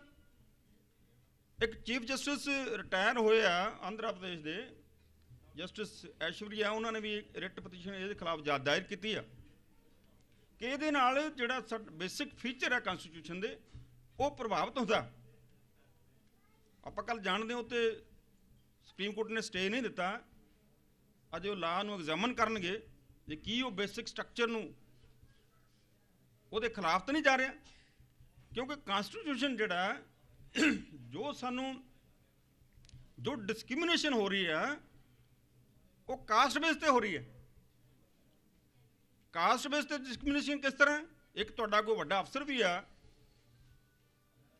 ਦੂਸਰੇ ਪਾਸੇ ਹਾਇਰ ਕੋਈ ਅਗਰ ਕੋਈ ਬ੍ਰਾਹਮਣ ਕਿਸੇ ਵੀ ਫੀਲਡ ਦੇ ਵਿੱਚ, ਜੇ ਮੰਨ ਲਓ ਉਹ ਕਦੇ ਚਾਹ ਦੀ ਦੁਕਾਨ ਵੀ ਕਰਦਾ ਤਾਂ ਸਾਰੇ ਉਹਨੂੰ ਪੰਡਤ ਜੀ ਕਹਿ ਰਹੇ ਆ, ਤੁਹਾਡੇ ਅਫਸਰ ਨੂੰ ਉਸ ਤਰੀਕੇ ਦਾ ਰਿਗਾਰਡ ਜਾਂ ਉਸ ਤਰ੍ਹਾਂ ਸਟੇਟਸ ਨਹੀਂ ਦਿੱਤਾ ਜਾਂਦਾ, ਡਿਗਨਿਟੀ ਦੇ ਖਿਲਾਫ ਗੱਲਾਂ ਕੀਤੀਆਂ ਜਾਂਦੀਆਂ। ਇਹਦਾ ਮਤਲਬ ਕੀ ਆ ਕਿ ਜੇ ਤੁਹਾਡਾ ਕੋਈ ਅਫਸਰ ਬਣ ਗਿਆ ਇਕਨੋਮਿਕਲੀ ਤਾਂ ਉਹ ਫਾਰਵਰਡ ਹੋ ਗਿਆ, ਪਰ ਸੋਸ਼ਲੀ ਅਜੇ ਵੀ ਉਹਨੂੰ ਬੈਕਵਰਡ ਮੰਨਿਆ ਗਿਆ। ਤਾਂ ਇਸ ਕਰਕੇ ਉਹਦਾ ਜਿਹੜਾ ਸਟੇਟਸ ਆ ਉਹ ਜਾਤੀ ਨਾਲ ਜੁੜਿਆ ਹੋਇਆ, ਇਸ ਕਰਕੇ ਜਾਤੀ ਨੂੰ ਹੀ ਕਾਨਸਟੀਟਿਊਸ਼ਨ ਦਾ ਆਧਾਰ ਬਣਾਇਆ ਗਿਆ ਕਿ ਜਾਤੀ ਦੇ ਆਧਾਰ ਤੇ ਹੀ ਸਟੇਟਸ ਜਿਹੜਾ, ਕਿਉਂਕਿ ਬਾਬਾ ਸਾਹਿਬ ਨੇ ਇਹਨੂੰ ਕਿਹਾ ਸੋਸ਼ਲ ਹਾਇਰਾਰਕੀ, ਜਿੱਦਾਂ ਪੌੜੀਨੁਮਾ ਸਟਰਕਚਰ ਹੈ। ਬਹੁਤ ਸਾਰੇ ਲੋਕ ਅਸੀਂ ਦੁਨੀਆ ਭਰ ਜੋ ਦੇਖਦੇ ਹਾਂ, ਗਰੀਬੀ ਮੇਰੀ ਦੁਨੀਆ ਭਰ 'ਚ ਹੋ ਸਕਦੀ, ਪਰ ਭਾਰਤ ਜਿਹੜੀ ਗ੍ਰੇਡਡ ਇਨਕੁਐਲਿਟੀ ਆ ਇਹ ਪੌੜੀਨੁਮਾ ਸਟਰਕਚਰ ਹੈ। ਹਰ ਜਾਤੀ ਇੱਕ ਪੌੜੇ ਤੇ ਬੈਠੀ, ਜਿੱਦਾਂ ਜਿੱਦਾਂ ਉੱਪਰ ਨੂੰ ਜਾ ਰਹੀ ਹੈ, ਪੌੜੇ ਉੱਪਰ ਨੂੰ ਜਾ ਰਿਹਾ, ਉਹਦਾ ਮਾਨ ਸਨਮਾਨ ਵੱਧ ਰਿਹਾ, ਜਿੱਦਾਂ ਜਿੱਦਾਂ ਹੇਠਾਂ ਨੂੰ ਆ ਰਿਹਾ ਮਾਨ ਸਨਮਾਨ ਵੀ ਘਟ ਰਿਹਾ। ਸਾਰਾ ਜਾਤੀਆਂ ਦੇ ਇਹ ਜਾਤੀ ਜਿਹੜਾ ਕਾਸਟ ਸਿਸਟਮ ਆ ਜਿਹੜਾ ਉਹਦੀ ਵਜ੍ਹਾ ਕਰਕੇ ਆ। ਇਸ ਕਰਕੇ ਜਿਹੜੀਆਂ ਜਾਤੀਆਂ ਪੂਰੇ ਦੇ ਪੂਰੀਆਂ ਜਾਤੀਆਂ ਇਹ ਅਵਸਥਾ ਦੇ ਵਿੱਚ ਉਹਦੇ ਹਿੱਸੇਦਾਰ ਨਹੀਂ ਬਣ ਪਾਉਣਗੀਆਂ, ਉਹਨਾਂ ਨੂੰ ਵਿਸ਼ੇਸ਼ ਅਧਿਕਾਰ ਜਿਹੜੇ ਇਹ ਸਾਡਾ ਸੰਵਿਧਾਨ ਦਿੰਦਾ। ਤੇ ਕਾਨਸਟੀਟਿਊਸ਼ਨ ਜਿਹੜਾ ਉਹ ਰੀਪ੍ਰਜੈਂਟੇਸ਼ਨ ਤੇ ਖੜਾ, ਡੈਮੋਕ੍ਰੇਸੀ ਰੀਪ੍ਰਜੈਂਟੇਸ਼ਨ ਤੇ ਖੜੀ ਹੈ। ਉਸ ਟਾਈਮ ਵੀ ਚਰਚਾ ਹੋਈ ਸੀ, ਇਹਦੇ ਨਾਲ ਮੈਰਿਟ ਤਾਂ ਹੋਊਗਾ, ਫਲਾਨਾ ਹੋਏਗਾ, ਤੇ ਬਾਬਾ ਸਾਹਿਬ ਕਹਿੰਦੇ ਸੀ representative government is better than efficient government. ਉਹੀ ਆਦਮੀ ਕਿੰਨਾ ਵੀ ਐਫੀਸ਼ੀਐਂਟ ਹੈ, ਅਗਰ ਉਹ ਹਰ ਵਰਗ ਦੇ ਰੀਪ੍ਰਜੈਂਟੇਟਿਵ ਉਹਦੇ 'ਚ ਪਾਰਟੀਸਪੇਟ ਨਹੀਂ ਕਰਨਗੇ ਤੇ ਉਹ ਡੈਮੋਕ੍ਰੇਸੀ ਨਹੀਂ ਕਹੀ ਜਾਏਗੀ। ਦੂਸਰਾ ਬਾਬਾ ਸਾਹਿਬ ਕੀ ਕਹਿੰਦੇ ਸੀ? ਕਾਨਸਟੀਟਿਊਸ਼ਨਲ ਮੋਰੈਲਿਟੀ, ਕਾਨਸਟੀਟਿਊਸ਼ਨਲ ਵੈਲਿਊਜ਼। ਉਹ ਕਹਿੰਦੇ ਅਗਰ ਕਾਨਸਟੀਟਿਊਸ਼ਨ ਦੇ ਵਿੱਚ ਤੁਸੀਂ ਮੋਰੈਲਿਟੀ ਖਤਮ ਕਰ ਦਿਓ, ਨੈਤਿਕਤਾ ਖਤਮ ਕਰ ਦਿਓ, ਤਾਂ it is just like A skeleton, ਇੱਕ ਪਿੰਜਰ ਦੀ ਤਰ੍ਹਾਂ। ਨੈਤਿਕਤਾ ਉਹਦੀ ਰੂਹ ਹੈ। ਤੇ ਅੱਜ ਅਸੀਂ ਦੇਖ ਰਹੇ ਹਾਂ ਪੂਰੇ ਦੇਸ਼ ਵਿੱਚ ਚੁਣੇ ਹੋਏ ਜਿਹੜੇ ਸਾਡੇ ਨੁਮਾਇੰਦੇ, ਕਿੰਨੀ ਕੁ ਨੈਤਿਕਤਾ ਆ, ਕਿੰਨੀ ਕੁ ਪਾਰਲੀਮੈਂਟ ਜਾਂ ਅਸੈਂਬਲੀ ਦੇ ਵਿੱਚ ਕਿਸ ਤਰ੍ਹਾਂ ਦੇ ਵਿਚਾਰ ਆ ਰਿਹਾ, ਔਰ ਵਿਚਾਰ ਦੀ ਜੋ ਪੱਧਤੀ ਆ ਉਹਦਾ ਲੈਵਲ ਕਿੱਥੇ ਚਲ ਗਿਆ। ਤੋ ਇਹ ਜੋ ਦੇਸ਼ ਦੇ ਵਿੱਚ ਇੱਕ ਬਹੁਤ ਵੱਡਾ ਚਿੰਤਾ ਦਾ ਵਿਸ਼ਾ ਹੈ ਕਿ ਅੱਜ ਸੰਵਿਧਾਨ ਹੀ ਖਤਰੇ 'ਚ ਪੈਦਾ ਹੋ ਗਿਆ। ਅੱਜ ਦੇਸ਼ ਦਾ ਸੰਵਿਧਾਨ ਹੀ ਖਤਰੇ 'ਚ ਆ ਤੇ ਅਸੀਂ ਲੋਕ ਜਸ਼ਨ ਮਨਾਉਂਦੇ ਰਵਾਂਗੇ। ਅਸੀਂ ਲੋਕ ਆਪਣਾ ਮਹਾਂਪੁਰਸ਼ਾਂ ਦਾ ਜੈ ਜੈਕਾਰ ਕਰਦੇ ਰਵਾਂਗੇ। ਤੇ ਬਾਬਾ ਸਾਹਿਬ ਨੇ ਤਾਂ ਬਹੁਤ ਵੱਡਾ, ਉਹਨਾਂ ਨੇ ਬੜਾ ਉਸ ਵਕਤ ਵੀ ਜਿਹੜਾ ਹੈ 25 ਨਵੰਬਰ 1949 ਨੂੰ ਜਦੋਂ ਸੰਵਿਧਾਨ ਪੇਸ਼ ਕੀਤਾ, 26 ਜਨਵਰੀ 1950 ਨੂੰ ਲਾਗੂ ਹੋਇਆ। 25 ਨਵੰਬਰ 1949 ਨੂੰ ਸੰਵਿਧਾਨ ਜਦੋਂ ਰਾਸ਼ਟਰਪਤੀ ਨੂੰ ਉਸ ਟਾਈਮ ਰਾਜਿੰਦਰ ਪ੍ਰਸਾਦ ਜੀ ਨੂੰ ਪੇਸ਼ ਕੀਤਾ, ਤਾਂ ਉਸ ਟਾਈਮ ਕਾਂਸਟੀਟਿਊਸ਼ਨ ਅਸੈਂਬਲੀ ਦੇ ਵਿੱਚ ਉਹਨਾਂ ਦਾ ਹਿਸਟੋਰੀਕਲ ਸਪੀਚ ਪੜ੍ਹਨ ਵਾਲੀ ਹੈ। ਉਹਨਾਂ ਨੇ ਦੱਸਿਆ ਕਿ ਅੱਜ ਠੀਕ ਹੈ, ਰਾਜਨੀਤਿਕ ਤੌਰ ਤੇ ਸਾਰਿਆਂ ਨੂੰ ਵੋਟ ਦਾ ਅਧਿਕਾਰ ਮਿਲ ਗਿਆ, ਰਾਜਨੀਤਿਕ ਤੌਰ ਤੇ ਅਸੀਂ ਇੱਕ ਹੋ ਗਏ, ਪਰ ਸਮਾਜਿਕ ਤੇ ਆਰਥਿਕ ਜਿੰਨੀ ਦੇਰ ਤੱਕ ਇਹ ਪਾੜਾ ਰਹੇਗਾ, ਇਹ ਗੈਰ ਬਰਾਬਰੀ ਬਣੀ ਰਹੇਗੀ। ਉਨੀ ਦੇਰ ਤੱਕ ਜਿਹੜੇ ਲੋਕ ਇਸ ਤੋਂ ਪੀੜਿਤ ਆ, ਜੇ ਤੁਸੀਂ ਉਹਨਾਂ ਦਾ ਹਿੱਤਾਂ ਦਾ ਧਿਆਨ ਨਹੀਂ ਰੱਖੋਗੇ ਤੇ ਮੈਨੂੰ ਇਸ ਗੱਲ ਦਾ ਵੀ ਖਤਰਾ ਕਿ ਇਹ ਸੰਵਿਧਾਨ ਫਿਰ ਦੁਬਾਰਾ ਖਤਰੇ 'ਚ ਪੈ ਜਾਏਗਾ। ਪਹਿਲਾਂ ਵੀ ਹੋਇਆ, ਕਹਿੰਦੇ ਪੂਰੇ ਇਤਿਹਾਸ ਵਿੱਚ ਦੱਸਿਆ ਉਹਨਾਂ ਨੇ ਕਿ ਪਹਿਲਾਂ ਵੀ ਸਾਡੀ ਡੈਮੋਕ੍ਰੇਸੀ ਜਾਂਦੀ ਰਹੀ ਆ, ਹੁਣ ਫਿਰ ਖਤਰਾ ਅਗਰ ਉਸ ਚੀਜ਼ ਨੂੰ ਅਸੀਂ ਸਿੰਸੀਅਰਲੀ ਨਾ ਦੇਖਿਆ। ਉਹਨਾਂ ਨੇ ਫਿਰ ਦੇਖਿਆ ਕਿ ਅਸੀਂ ਆਪਣੇ ਹੀ ਲੋਕਾਂ ਦੀ ਗਦਾਰੀ ਦੀ ਵਜ੍ਹਾ ਕਰਕੇ ਗੁਲਾਮ ਹੋਏ ਆ। ਉਹ ਬਹੁਤ ਡਿਟੇਲ 'ਚ ਉਹ ਸਪੀਚ ਤੁਸੀਂ ਪੜ੍ਹਨ ਵਾਲੀ ਆ, ਜ਼ਰੂਰ ਪੜ੍ਹਨਾ, ਕਿਉਂਕਿ ਬਾਬਾ ਸਾਹਿਬ ਨੂੰ ਪੜ੍ਹਨਾ ਔਰ ਉਹਨੂੰ ਸਮਝਣਾ ਦੋ ਅਲੱਗ-ਅਲੱਗ ਗੱਲਾਂ। ਅਕਸਰ ਅਸੀਂ ਬਾਬਾ ਸਾਹਿਬ ਨੂੰ ਥੋੜ੍ਹਾ ਬਹੁਤ ਪੜ੍ਹ ਲੈਂਦੇ ਹਾਂ ਜਾਂ ਜੀਵਨੀ ਪੜ੍ਹਦੇ ਹਾਂ। ਇਹ ਜਿਹੜੀਆਂ ਸੰਵਿਧਾਨ ਦੀਆਂ ਗੱਲਾਂ, ਦੇਸ਼ ਨੂੰ ਚਲਾਉਣ ਦੀਆਂ ਗੱਲਾਂ, ਦੇਸ਼ ਨੂੰ ਚਲਾਉਣ ਵਾਲੇ ਕਿਵੇਂ ਬਣਨਾ, ਸ਼ਾਸਕ ਵਰਗ ਕਿਵੇਂ ਬਣਨਾ, ਉਹ ਸ਼ਾਸਕ ਵਰਗ ਦੀ ਆਸ ਉਹ ਸਾਡੇ ਤੋਂ ਲੈ ਕੇ ਬੈਠੇ ਸੀ। ਕਿਉਂਕਿ 18-19 ਮਾਰਚ 1956 ਨੂੰ ਰਾਮਲੀਲਾ ਗਰਾਊਂਡ, ਦਿੱਲੀ ਦੀ ਰਾਮਲੀਲਾ ਗਰਾਊਂਡ ਦੇ ਵਿੱਚ, ਉਸ ਟਾਈਮ ਆਗਰਾ ਦੀ ਰਾਮਲੀਲਾ ਗਰਾਊਂਡ ਦੇ ਵਿੱਚ ਬਾਬਾ ਸਾਹਿਬ ਬੜੀ ਦੁਖੀ ਮਨ ਦੇ ਨਾਲ ਕਹਿੰਦੇ ਸੀ, ਦੀ ਐਜੂਕੇਟਡ ਪੀਪਲ ਹੈਵ ਡਿਸੀਵਡ ਮੀ, ਮੈਨੂੰ ਜਿਹੜੇ ਪੜ੍ਹੇ ਲਿਖੇ ਲੋਕਾਂ ਨੇ ਮੈਨੂੰ ਧੋਖਾ ਦਿੱਤਾ। ਕਿਉਂ ਕਹਿੰਦੇ ਸੀ? ਸਾਡੇ ਤੇ ਗਿੱਲਾ ਸੀ ਕਿ ਮੇਰੇ ਆਲੇ ਦੁਆਲੇ ਕਲਰਕਾਂ ਦੀ ਫੌਜ ਇਕੱਠੀ ਹੋ ਗਈ, ਸਿਰਫ ਆਪਣਾ ਪੇਟ ਪਾਲਣ ਤੇ ਲੱਗੇ ਹੋਏ ਆ, ਸਿਰਫ ਆਪਣੇ ਪੇਟ ਦੀ ਚਿੰਤਾ ਇਹਨਾਂ ਨੂੰ ਮੈਂ ਚਾਹੁੰਦਾ ਕੁਝ ਹੋਰ ਹੈ, ਕਰਦੇ ਕੁਝ ਹੋਰ ਹੈ। ਇਹ ਬਹੁਤ ਮਹੱਤਵਪੂਰਨ ਹੈ ਕਿ ਬਾਬਾ ਸਾਹਿਬ ਦਾ ਪੂਰਾ ਜਿਹੜਾ ਬਾਬਾ ਸਾਹਿਬ ਅਖੀਰਲੇ ਦਿਨਾਂ 'ਚ ਬੜੀ ਇੱਕ ਹੋਰ ਇੰਪੋਰਟੈਂਟ ਗੱਲ ਕਹਿੰਦੇ ਸੀ। ਨਾਨਕ ਚੰਦ ਰੱਤੂ ਜੀ ਉਹਨਾਂ ਦੇ ਪਰਸਨਲ ਸੈਕਟਰੀ, ਬਹੁਤ ਸਾਥ ਦਿੱਤਾ ਉਹਨਾਂ ਨੇ। ਉਹਨਾਂ ਨੇ ਇੱਕ ਬੁੱਕ ਵੀ ਲਿਖੀ, last ਫਿਊ years of doctor Ambedkar. ਉਹਦੇ 'ਚ ਇੱਕ ਉਹ ਗੱਲ ਕਹਿੰਦੇ ਆ ਕਿ ਅਖੀਰਲੇ ਦਿਨਾਂ 'ਚ ਬਾਬਾ ਸਾਹਿਬ ਬੜਾ ਉੱਭੜ ਵਾਹੇ ਉੱਠਦੇ ਸੀ, ਕਿਉਂਕਿ ਜਿਨ੍ਹਾਂ ਦੇ ਅੰਦਰ ਬਹੁਤ ਵੱਡਾ ਕੁਝ ਕਰਨ ਦੀ ਤਮੰਨਾ, ਬਹੁਤ ਕੁਝ ਕੀਤਾ, ਉਹਨਾਂ ਦੇ ਅੰਦਰ ਇੱਕ ਹਮੇਸ਼ਾ ਇਹ ਭਾਵਨਾ ਵੀ ਰਹਿੰਦੀ ਆ ਕਿ ਮੈਂ ਜਿਸ ਸਮਾਜ ਨੂੰ ਅੱਗੇ ਲੈ ਕੇ ਜਾ ਰਿਹਾ, ਇਹਨਾਂ ਦੇ ਵਿੱਚੋਂ ਕੋਈ ਨਾ ਕੋਈ ਮੈਨੂੰ ਨੌਜਵਾਨ ਅੱਗੇ ਨਜ਼ਰ ਆਵੇ ਜਿਹੜਾ ਮੇਰੀ ਇਹ ਗੱਲ ਨੂੰ, ਮੇਰੇ ਅਧੂਰੇ ਕੰਮ ਨੂੰ, ਮੇਰੇ ਮਿਸ਼ਨ ਨੂੰ ਅੱਗੇ ਲੈ ਕੇ ਜਾਵੇ। ਔਰ ਬੜਾ ਝਿਜਕਦੇ ਇੱਕ ਦਿਨ ਫਿਰ ਨਾਨਕ ਚੰਦ ਰੱਤੂ ਨੂੰ ਪੁੱਛਿਆ ਕਿ ਬਾਬਾ ਸਾਹਿਬ ਅੱਜ ਕੱਲ੍ਹ ਤੁਸੀਂ ਬੜਾ ਰਾਤ ਨੂੰ ਵੀ ਆਰਾਮ ਨਹੀਂ ਕਰ ਪਾਉਂਦੇ, ਇੱਕਦਮ ਉੱਭੜ ਵਾਹੇ ਉੱਠਦੇ ਆ, ਕੀ ਗੱਲ ਹੈ? ਕਹਿੰਦੇ ਪਹਿਲਾਂ ਤਾਂ ਮੇਰੀ ਹਿੰਮਤ ਨਹੀਂ ਸੀ ਪੈਂਦੀ, ਫਿਰ ਮੇਰੀ ਜਦੋਂ ਹਿੰਮਤ ਪਈ, ਉਹ ਕਹਿੰਦੇ ਨਾਨਕ ਚੰਦ ਜੀ, ਇਸ ਸਮਾਜ ਦੇ ਵਿੱਚ ਮੈਂ ਇੱਕ ਤੰਬੂ ਦੇ ਵਿੱਚ, ਇੱਕ ਤੰਬੂ ਟਾਈਪ ਹੈ, ਇਹਦੇ ਵਿੱਚ ਮੈਂ ਬੰਬੂ ਦਾ ਕੰਮ ਕਰ ਰਿਹਾ, ਮੇਰੀ ਸਿਹਤ ਠੀਕ ਨਹੀਂ ਰਹਿੰਦੀ, ਮੈਨੂੰ ਕੋਈ ਪਤਾ ਨਹੀਂ ਕਿਹੜੇ ਟਾਈਮ ਮੈਂ ਚਲੇ ਜਾਣਾ। ਇਹ ਜਦੋਂ ਤੰਬੂ ਦੇ ਵਿੱਚ ਬੰਬੂ ਹਟ ਜਾਏਗਾ, ਇਹ ਸਾਰਾ ਤੰਬੂ ਢਹਿ ਹੋ ਜਾਏਗਾ, ਮੈਨੂੰ ਦੂਰ ਦੂਰ ਤੱਕ ਨੌਜਵਾਨ ਇਸ ਤਰ੍ਹਾਂ ਦਾ ਨਜ਼ਰ ਨਹੀਂ ਆਉਂਦਾ। ਇਹਦਾ ਮਤਲਬ ਕੀ ਹੋ ਗਿਆ? ਉਸ ਸਮੇਂ ਦੇ ਨੌਜਵਾਨ ਜੋ ਉਸ ਸਮੇਂ ਪੜ੍ਹੇ ਲਿਖੇ ਲੋਕਾਂ ਤੋਂ ਬਹੁਤ ਕੁਝ, ਭਾਵ ਲੀਡਰਸ਼ਿਪ ਕੁਆਲਿਟੀ, ਉਹ ਦੇਖਣਾ ਚਾਹੁੰਦੇ ਸੀ, ਬਹੁਤ ਕੁਝ ਐਕਸਪੈਕਟ ਕਰਨਾ ਚਾਹੁੰਦੇ ਸੀ। ਬਹੁਤ ਸਾਰੇ ਵਿਦਿਆਰਥੀਆਂ ਨੂੰ ਉਹਨਾਂ ਨੇ ਫੌਰਨ ਪੜ੍ਹਨ ਵਾਸਤੇ ਭੇਜਿਆ। ਔਰ ਮਿਸਟਰ KR ਨਰੈਣਨ ਜੀ, ਜੋ ਸਾਡੇ ਉਸ ਸਮੇਂ ਦੇ ਆਨਰੇਬਲ, ਜੋ ਸਾਡੇ ਪ੍ਰੈਜ਼ੀਡੈਂਟ ਆਫ ਇੰਡੀਆ ਰਹੇ ਆ, ਉਹ ਵੀ ਉਹ ਜੋ ਬਾਬਾ ਸਾਹਿਬ ਨੇ ਸਕਾਲਰਸ਼ਿਪ ਦਵਾ ਕੇ ਜਦੋਂ ਬਾਹਰ ਭੇਜਿਆ ਸੀ, ਉਹਨਾਂ ਦੇ ਵਿੱਚੋਂ ਵੀ ਉਹ ਇੱਕ ਕੈਂਬਰਿਜ ਸਟੂਡੈਂਟ ਸੀ ਫੌਰਨ ਤੋਂ, ਜਿਹੜੇ ਬਹੁਤ DSc ਬਹੁਤ ਵਧੀਆ ਐਜੂਕੇਸ਼ਨ ਲੈ ਕੇ ਆਏ ਸੀ। ਔਰ ਆਪਾਂ ਸਾਰੇ ਜਾਣਦੇ ਹਾਂ ਕਿ ਜਦੋਂ KR ਨਰੈਣਨ ਸਿੰਘ ਉਸ ਟਾਈਮ ਵੀ ਰਿਵਿਊ ਆਫ ਕਨਸਟੀਟਿਊਸ਼ਨ ਦੀ ਗੱਲ ਚੱਲੀ ਔਰ ਪੂਰਾ ਸਟੈਂਡ ਲਿਆ, ਕਿਉਂਕਿ ਜਿਹੜਾ ਪ੍ਰੈਜ਼ੀਡੈਂਟ ਹੁੰਦਾ, ਹੈੱਡ ਹੁੰਦਾ ਕਨਸਟੀਟਿਊਸ਼ਨ ਦਾ, ਔਰ ਪੂਰਾ ਸਟੈਂਡ ਲਿਆ ਉਹਨਾਂ ਨੇ, KR ਨਰੈਣਨ ਜੀ ਨੇ। ਉਹ ਕਹਿੰਦੇ ਸੀ ਮੈਂ ਵਰਕਿੰਗ ਪ੍ਰੈਜ਼ੀਡੈਂਟ। ਉਹ ਕਹਿੰਦੇ ਸੀ ਅਗਰ ਕੋਈ ਸੰਵਿਧਾਨ ਦੇ ਵਿੱਚ ਜਾਂ ਉਹਦੇ ਨਾਲ ਕੁਛ ਇਸ ਤਰ੍ਹਾਂ ਦੀ ਗੱਲ ਹੁੰਦੀ ਸੀ ਤਾਂ ਮੈਂ ਕਨਸਟੀਟਿਊਸ਼ਨ ਡਿਬੇਟਸ ਪੜ੍ਹਦਾ ਸੀ। ਸੋ ਇਸ ਤਰ੍ਹਾਂ ਦੇ ਜਿਹੜੇ ਸਾਡੇ ਮਹਾਂਪੁਰਸ਼ ਆ, ਜੋ ਉਹਨਾਂ ਦਾ ਉਦੇਸ਼ ਹੈ, ਜੋ ਸਾਡੇ ਕਨਸਟੀਟਿਊਸ਼ਨ ਦਾ ਵੀ ਉਦੇਸ਼ ਹੈ, ਉਹ ਉਦੇਸ਼ ਤਾਂ ਹੀ ਪੂਰਾ ਹੋ ਸਕਦਾ ਅਗਰ ਰੀਪ੍ਰੈਜ਼ੈਂਟੇਟਿਵ ਹੋਵੇ ਚਾਰੇ ਥੰਮਾਂ ਦੇ ਉੱਪਰ, ਚਾਹੇ ਉਹ ਲੈਜਿਸਲੇਸ਼ਨ ਹੈ, ਚਾਹੇ ਐਗਜ਼ੀਕਿਊਟਿਵ ਹੈ, ਚਾਹੇ ਉਹ ਜੁਡੀਸ਼ਰੀ ਹੈ, ਚਾਹੇ ਉਹ ਪੂਰੇ ਦਾ ਪੂਰਾ ਮੀਡੀਆ। ਡੈਮੋਕ੍ਰੇਸੀ ਚਾਰੇ ਥੰਮਾਂ ਤੇ ਚੱਲਦੀ ਆ, ਔਰ ਚਾਰੇ ਥੰਮਾਂ ਦੇ ਉੱਪਰ ਤੁਹਾਡੀ ਨੁਮਾਇੰਦਗੀ ਨਹੀਂ ਹੈ, ਨੋਮੀਨਲ ਹੈ, ਜਸਟ ਇੱਕ ਕੁਛ ਪਰਸੈਂਟੇਜ। ਕੁਛ ਲੋਕ ਫਾਇਦਾ ਜ਼ਰੂਰ ਲੈ ਗਏ ਆ, ਪਰ ਅੱਗੇ ਇਹ ਰਿਪਰੈਜ਼ੈਂਟੇਟਿਵ ਕਿਵੇਂ ਬਣੇ, ਉਹਦੇ ਲਈ ਸਾਨੂੰ ਕੀ ਕਰਨਾ ਚਾਹੀਦਾ, ਉਹਦੇ ਵਾਸਤੇ ਸਾਨੂੰ ਕਿਹੜੇ ਸੰਗਠਨ ਕੀ ਕਰ ਰਹੇ ਆ, ਰਾਈਟ ਟਾਈਪ ਦੇ ਆਰਗੇਨਾਈਜੇਸ਼ਨ ਸਾਨੂੰ ਆਇਡੈਂਟੀਫਾਈ ਕਰਨੇ ਪੈਣਗੇ, ਉਹਨਾਂ ਦੀ ਪਹਿਚਾਣ ਕਰਨੀ ਪਏਗੀ। ਅਗਰ ਉਹਨਾਂ ਦੇ ਵਿੱਚ ਅਸੀਂ ਕੰਮ ਆਪਣਾ ਨਹੀਂ ਕਰਦੇ, ਆਪਣਾ ਯੋਗਦਾਨ ਨਹੀਂ ਪਾਉਂਦੇ, ਤੇ ਅਸੀਂ ਬਾਬਾ ਸਾਹਿਬ ਦਾ ਅਧੂਰਾ ਕੰਮ ਜਿਹੜਾ ਪੂਰਾ ਨਹੀਂ ਕਰ ਪਾਵਾਂਗੇ।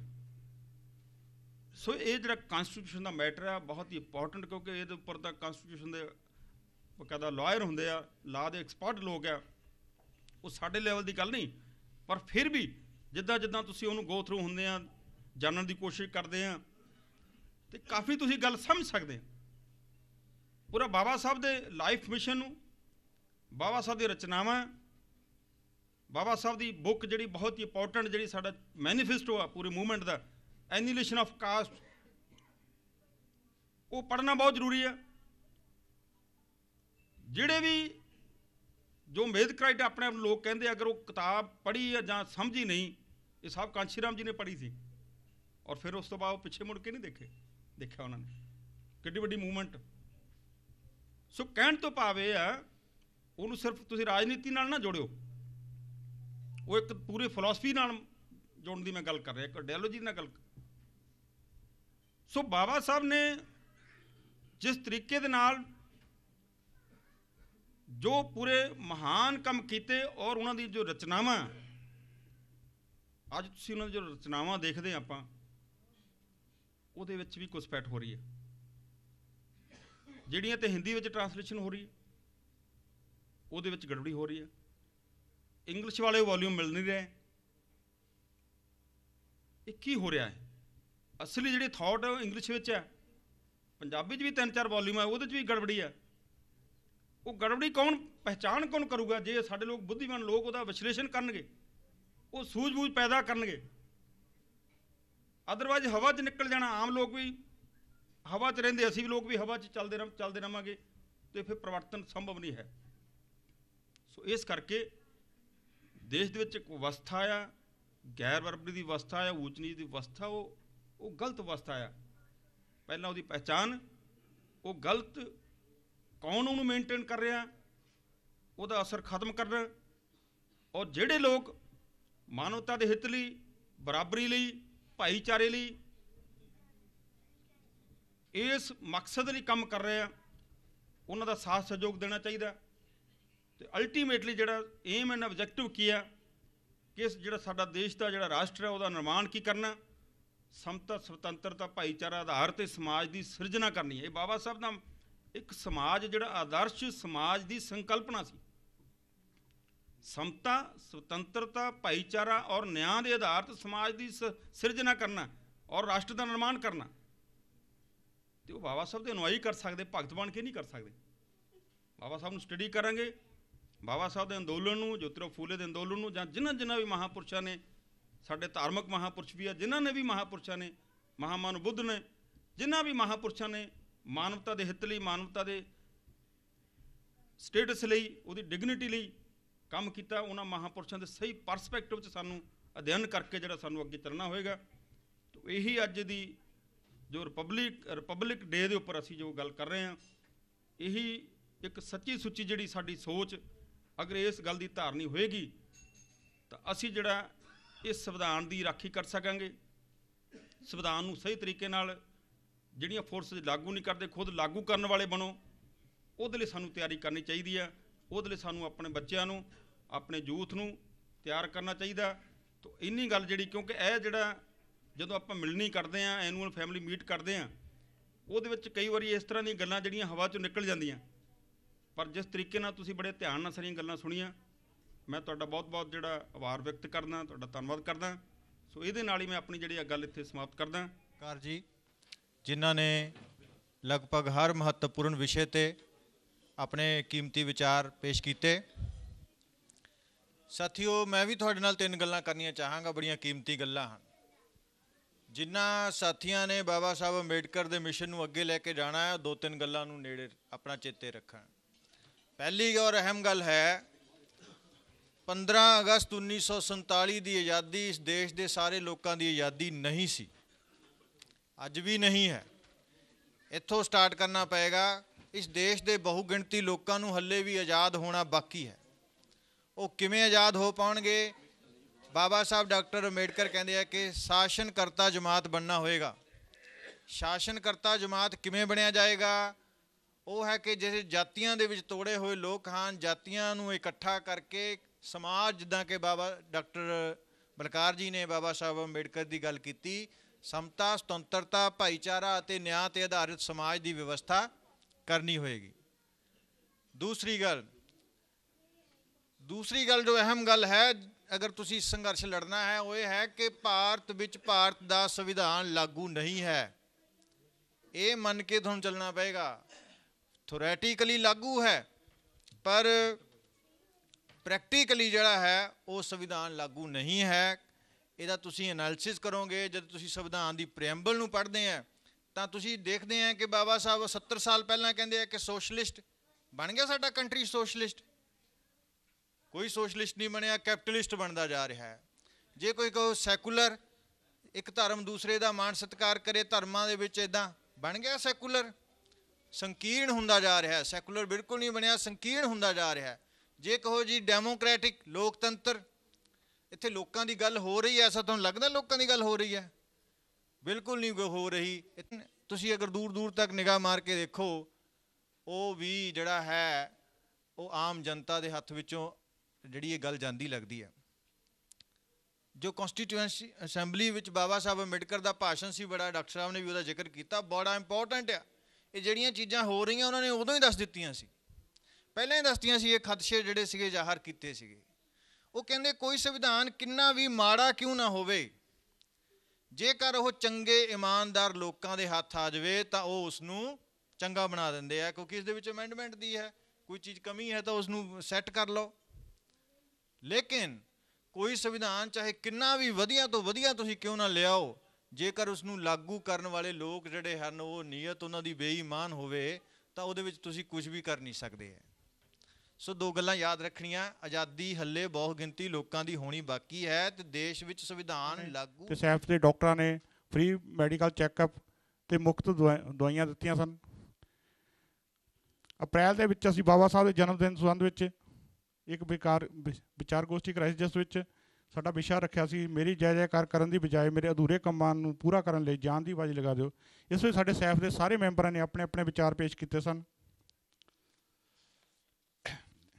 ਇਸੇ ਤਰ੍ਹਾਂ ਅਸੀਂ ਮਈ ਮਹੀਨੇ ਵਿੱਚ ਆਜ਼ਾਦ ਭਾਰਤ ਵਿੱਚ SC ST OBC ਤੇ ਘੱਟ ਗਿਣਤੀ ਦੀ ਪ੍ਰਤਾੜਨਾ ਵਿਸ਼ੇ 'ਤੇ ਵਿਚਾਰ ਗੋਸ਼ਟੀ ਕਰਾਈ ਸੀ, ਜਿਸ ਵਿੱਚ ਸਾਡੇ ਐਡਵੋਕੇਟ ਰਣਦੀਪ ਕੈਲੇ ਜੀ ਨੇ ਆਪਣੇ ਵਿਚਾਰ ਪੇਸ਼ ਕੀਤੇ ਸਨ। ਜੂਨ ਮਹੀਨੇ ਵਿੱਚ ਅਸੀਂ ਸਤਿਗੁਰੂ ਕਬੀਰ ਜੀ ਮਹਾਰਾਜ ਜੀ ਦੇ ਜਨਮ ਦਿਨ 'ਤੇ ਉਹਨਾਂ ਦੀਆਂ ਸਿੱਖਿਆਵਾਂ 'ਤੇ ਇੱਕ ਵਿਚਾਰ ਗੋਸ਼ਟੀ ਕਰਾਈ ਸੀ, ਜਿਸ ਵਿੱਚ ਸਾਡੇ ਕਰਨਲ ਸ਼ੰਕਰ ਸਿੰਘ ਜੀ ਅਤੇ ਸ਼੍ਰੀ ਰਾਮ ਸਰੂਪ ਸਰੋਆ ਸਾਬਕਾ ਸਰਪੰਚ ਸਰਗੁੰਦੀ ਜੀ ਨੇ ਆਪਣੇ ਵਿਚਾਰ ਦਿੱਤੇ ਸਨ। ਇਸੇ ਲੜੀ ਦੇ ਤਹਿਤ ਅਸੀਂ ਜੁਲਾਈ ਮਹੀਨੇ ਵਿੱਚ ਇੱਕ ਵਿਚਾਰ ਗੋਸ਼ਟੀ ਕਰਾਈ, ਜਿਸ ਵਿੱਚ ਸੱਤਾ ਪਰਿਵਰਤਨ ਵਿੱਚ ਰੁਕਾਵਟਾਂ ਅਤੇ ਉਸਦੇ ਕਾਰਨ ਅਤੇ ਨਿਵਾਰਨ, ਜਿਸ ਦੇ ਸਾਡੇ ਅਕਸ਼ੈ ਜਲੋਆ ਜੀ ਗੌਰਮੈਂਟ ਪੋਲੀਟੈਕਨਿਕ ਕਾਲਜ ਜਲੰਧਰ ਦੇ ਪ੍ਰੋਫੈਸਰ ਹਨ, ਉਹਨਾਂ ਨੇ ਆਪਣੇ ਵਿਚਾਰ ਪੇਸ਼ ਕਰਦੇ। ਅਗਸਤ ਵਿੱਚ ਸਾਡੇ ਫੈਮਿਲੀ ਮੀਟ ਹੋਈ ਹੈ, ਜਿਹੜੀ ਜੋ ਪਿਛਲੇ ਸਾਲ ਦੇ ਸਾਡੀ ਸੈਫ ਦੀ ਟੀਮ ਸੀ ਉਹਨਾਂ ਦੇ ਵੱਲੋਂ। ਸਤੰਬਰ ਮਹੀਨੇ ਵਿੱਚ ਅਸੀਂ ਪੂਨਾ ਪੈਕਟ ਦੇ ਪ੍ਰਭਾਵਾਂ ਦੇ ਵਿੱਚ ਇੱਕ ਵਿਚਾਰ ਗੋਸ਼ਟੀ ਕਰਾਈ, ਜਿਸ 'ਤੇ ਐਡਵੋਕੇਟ ਮੋਹਨ ਲਾਲ ਫਲੋਰੀਆ ਜੀ ਨੇ ਆਪਣੇ ਵਿਚਾਰ ਪੇਸ਼ ਕੀਤੇ ਸਨ। ਅਕਤੂਬਰ ਮਹੀਨੇ ਵਿੱਚ ਅਸੀਂ ਫਿਰ ਸਾਹਿਬ ਕਾਂਸ਼ੀ ਰਾਮ ਜੀ ਦੇ ਜਨਮ ਦਿਨ ਜੀਵਨ ਸੰਘਰਸ਼ ਅਤੇ ਉਸ ਦੀ ਸਾਰਥਕਤਾ ਦੇ ਇੱਕ ਵਿਚਾਰ ਗੋਸ਼ਟੀ ਕਰਾਈ, ਜਿਸ ਚਮਨ ਲਾਲ ਚਣਕੋਆ ਜੀ ਨੇ ਆਪਣੇ ਵਿਚਾਰ ਪੇਸ਼ ਕੀਤੇ ਸਨ। ਅਸੀਂ ਜਿਹੜੇ ਬੁਲਾਰੇ ਲਿਆਂਦੇ ਆ, ਕਾਫੀ ਵਿਚਾਰ ਕਰਨ ਤੋਂ ਬਾਅਦ, ਸਾਥੀਆਂ ਨਾਲ ਕਾਫੀ ਮਸ਼ਵਰਾ ਕਰਨ ਤੋਂ ਬਾਅਦ ਵਧੀਆ ਬੁਲਾਰਿਆਂ ਨਾਲ ਅਸੀਂ ਸੰਪਰਕ ਕਰਕੇ ਉਹਨਾਂ ਨੂੰ ਆਪਣੇ ਸਟੇਜ 'ਤੇ ਇੱਥੇ ਆਪਣੇ ਮੰਚ 'ਤੇ ਬੁਲਾਉਂਦੇ ਹਾਂ ਅਤੇ ਉਹਨਾਂ ਦੇ ਵਿਚਾਰਾਂ ਲੈਂਦੇ ਹਾਂ। ਨਵੰਬਰ ਮਹੀਨੇ ਵਿੱਚ ਵੀ ਇਸੇ ਲੜੀ ਤਹਿਤ ਅਸੀਂ ਬਹੁਜਨ ਸਮਾਜ ਦੇ ਲੋਕਾਂ ਦੇ ਧਾਰਮਿਕ ਆਰਥਿਕ ਸ਼ੋਸ਼ਣ, ਜਿਹੜੇ ਨਵੰਬਰ ਵਿੱਚ ਦੀਵਾਲੀ ਜਾਂ ਹੋਰ ਕੋਈ ਇੱਦਾਂ ਤਿਉਹਾਰ ਚੱਲਦੇ ਆ ਜਿੱਥੇ ਸਾਡੀ ਲੁੱਟ ਖਸੁੱਟ ਹੁੰਦੀ ਆ, ਅਸੀਂ ਉਸ 'ਤੇ ਇੱਕ ਵਿਸ਼ੇ 'ਤੇ ਵਿੱਚ ਕਰਾਈ ਸੀ ਵਿਚਾਰ ਗੋਸ਼ਟੀ, ਜਿਸ ਵਿੱਚ ਸਾਡੇ ਸੁੱਖਾ ਸਿੰਘ ਜੀ ਖਾਲਸਾ ਉਹਨਾਂ ਨੇ ਆਪਣੇ ਵਿਚਾਰ ਪੇਸ਼ ਕੀਤੇ ਸਨ। ਸੈਫ ਮਹੀਨੇ ਵਿੱਚ ਅਸੀਂ ਸੈਫ ਦੇ ਮੈਂਬਰਾਂ ਵੱਲੋਂ ਇੱਕ ਵਿਚਾਰ ਗੋਸ਼ਟੀ ਕਰਾਈ ਜਿਸ ਸੈਫ ਦੀਆਂ ਗਤੀਵਿਧੀਆਂ ਬਾਰੇ ਜੋ ਸਾਡੇ 'ਚ ਕਮੀਆਂ ਰਹਿ ਗਈਆਂ ਅਸੀਂ ਉਹ ਵਿੱਚ ਚਰਚਾ ਕੀਤੀ। ਇਸ ਦੇ ਤਹਿਤ ਅਸੀਂ ਪਿੰਡਾਂ ਦੇ ਵਿੱਚ ਵੀ ਆਪਣੀਆਂ ਹਰੇਕ ਮਹੀਨੇ ਆਪਣੀਆਂ ਮੀਟਿੰਗਾਂ ਕਰਦੇ ਹਾਂ, ਜਿਸ ਵਿੱਚ ਕਾਜੀਆ ਸਰਾਰ ਤੇ ਹੋਰ ਵੀ ਕਈ ਪਿੰਡਾਂ ਵਿੱਚ ਗਏ ਹਾਂ। ਇਸ ਤੋਂ ਇਲਾਵਾ ਅਸੀਂ ਜਿਹੜੇ ਆਪਣੇ ਕੋਈ ਲੋੜਵੰਦ ਲੋਕਾਂ ਦੀ ਸਾਥੀਆਂ ਦੀ ਜਾਂ ਕੋਈ ਸਾਡੇ ਸਮਾਜ ਦੇ ਵਿੱਚ ਕੋਈ ਮੁਸ਼ਕਿਲ ਆਉਂਦੀ ਆ ਜਾਂ ਕੋਈ ਸਾਡੇ 'ਤੇ ਵਿਪਤਾ ਹੁੰਦੀ ਆ, ਅਸੀਂ ਉਸ ਵੇਲੇ ਵੀ ਆਪਣੇ ਸਮਾਜ ਦੇ ਨਾਲ ਲੋਕਾਂ ਦੇ ਨਾਲ ਖੜ੍ਹੇ ਹੋਈਦਾ ਆ। ਜਿਸ ਵਿੱਚ ਸੰਵਿਧਾਨ ਚੌਂਕ ਦੇ ਜਦੋਂ ਫਗਵਾੜਾ ਵਿੱਚ ਘਟਨਾਕ੍ਰਮ ਚੱਲਿਆ ਉਸ ਵਿੱਚ ਅਸੀਂ ਸਾਥੀਆਂ ਦੇ ਜਿਹੜੇ ਸਾਡੇ ਸਾਥੀ ਕੁਝ ਜ਼ਖਮੀ ਹੋਏ ਜਾਂ ਜੇਲ੍ਹ ਗਏ ਆ ਜਾਂ ਕੋਈ ਸਾਡੇ ਹੋਰ ਸਾਥੀਆਂ ਨੂੰ ਵੀ ਕਿਸੇ ਨੂੰ ਆਰਥਿਕ ਮਦਦ ਦੀ ਲੋੜ ਸੀ, ਅਸੀਂ ਉਸ ਵਿੱਚ 45,000 ਰੁਪਈਆ ਅਸੀਂ ਆਪਣੀ ਸੈਫ ਦੇ ਮੈਂਬਰਾਂ ਵੱਲੋਂ ਇਕੱਠਾ ਕਰਕੇ ਉਹਨਾਂ ਸਾਥੀਆਂ ਦੀ ਮਦਦ ਕੀਤੀ ਆ ਵੱਖ-ਵੱਖ ਤਰੀਕਿਆਂ ਦੇ। ਹੋਰ ਵੀ 5,000 ਰੁਪਈਆ ਅਸੀਂ ਚੱਕ ਹਕੀਮ ਗੁਰਦੁਆਰੇ ਮੰਡੀ ਸਾਹਿਬ ਦੇ ਸਾਥੀਆਂ ਵੱਲੋਂ ਇਕੱਠਾ ਕਰਕੇ ਦਿੱਤਾ ਜੀ। ਇਸ ਤਰ੍ਹਾਂ ਸਾਡੇ ਕੋਲ ਅਸੀਂ ਹੋਰ ਵੀ ਕਈ ਕੰਮ ਕੀਤੇ ਆ ਜਿਨ੍ਹਾਂ ਦੇ ਵਿੱਚ ਬੱਚਿਆਂ ਨੂੰ ਮੁਫਤ ਕਿਤਾਬਾਂ ਜਾਂ ਪਿੰਡਾਂ ਦੇ ਵਿੱਚ ਬੱਚੇ ਹੋਣਹਾਰ ਵਿਦਿਆਰਥੀ ਆ ਉਹਨਾਂ ਨੂੰ ਸਨਮਾਨਿਤ ਕੀਤੇ। ਇਸ ਤੋਂ ਇਲਾਵਾ ਹੋਰ ਵੀ ਜਿਹੜੀਆਂ 1998 ਤੋਂ ਸਾਡੀ ਸੈਫ ਚੱਲੀ ਆ ਰਹੀ ਅਤੇ ਅਸੀਂ ਵਿੱਚ ਹਰ ਦਿਨ ਕੋਈ ਨਾ ਕੋਈ ਨਵੀਂ ਸੋਧ ਕਰਦੇ ਜਾ ਰਹੇ ਹਾਂ ਅਤੇ ਅਸੀਂ ਆਸ ਕਰਦੇ ਹਾਂ ਕਿ ਸਾਡਾ ਅਗਲੇ ਇਸ ਸਾਲ ਦੇ ਵਿੱਚ ਵੀ ਅਸੀਂ ਹੋਰ ਵੱਧ ਤੋਂ ਵੱਧ ਅਸੀਂ ਆਪਣੇ ਕੰਮ ਨੂੰ ਅੱਗੇ ਵਧਾਵਾਂਗੇ। ਇਸ ਦੇ ਨਾਲ ਹੀ ਸਾਡੀ ਇਹ ਪਿਛਲੇ ਸਾਲ ਦੀ ਜਿਹੜੀ ਸਾਡੀ ਐਨੂਅਲ ਰਿਪੋਰਟ ਆ ਉਹ ਮੈਂ ਤੁਹਾਡੇ ਅੱਗੇ ਪੇਸ਼ ਕੀਤੀ ਆ। ਧੰਨਵਾਦ ਜੀ। ਹੁਣ ਇਸ ਤੋਂ ਅਗਲਾ ਸਾਡਾ ਜਿਹੜਾ ਕਾਰਜਕ੍ਰਮ ਹੈ ਪ੍ਰੋਗਰਾਮ ਆ ਉਹ ਸਿੱਧਾ ਤੁਹਾਡੇ ਨਾਲ ਆ।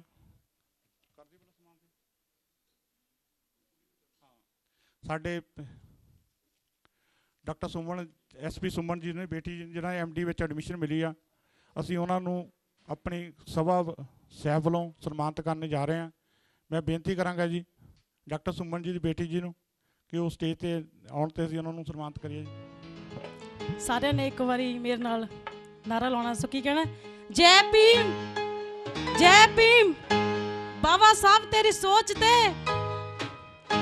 ਬਾਬਾ ਸਾਹਿਬ ਤੇਰੀ ਸੋਚ ਤੇ। ਆਵਾਜ਼ ਬਹੁਤ ਘੱਟ ਆ ਰਹੀ, ਕੀ ਹੋਇਆ ਜੀ? ਪਕੌੜੇ ਤਾਂ ਸਾਰਿਆਂ ਨੇ ਖਾ ਲਏ ਆ। ਜੈ ਭੀਮ, ਜੈ ਭੀਮ।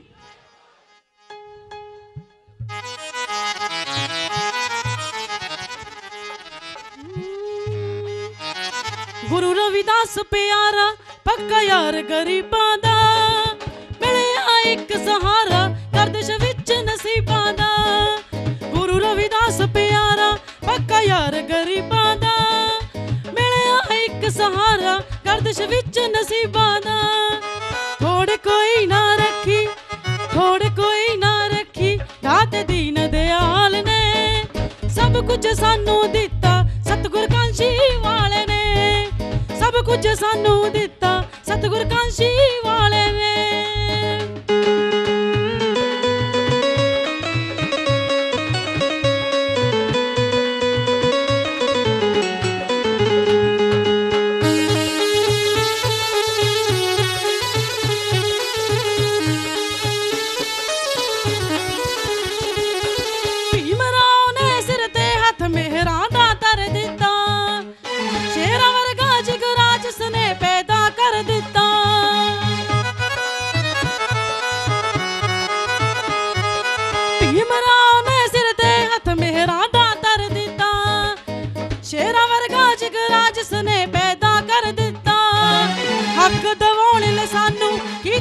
ਉਪਰਾਲੇ ਨੇ ਸਭ ਕੁਝ ਸਾਨੂੰ ਦਿੱਤਾ ਸਤਿਗੁਰ ਕਾਂਸ਼ੀ ਵਾਲੇ ਨੇ।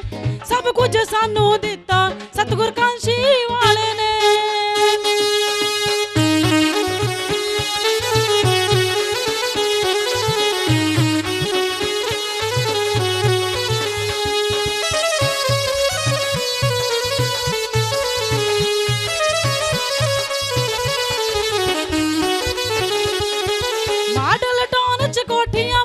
ਬਣੇ ਜ਼ਮੀਨਾਂ ਦੇ ਸਮਝ ਗਏ ਅਲ ਜ਼ਬਰੇ ਜ਼ਰਬਾਂ ਤੇ ਤਕਸੀਮਾਂ ਦੇ।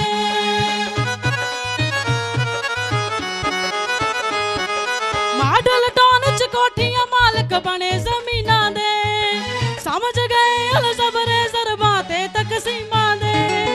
ਮਿਹਨਤ ਕਰਕੇ ਕੀਤੇ ਨੇਰੇ ਵਿੱਚ ਉਜਾਲੇ ਨੇ ਸਭ ਕੁਝ ਸਾਨੂੰ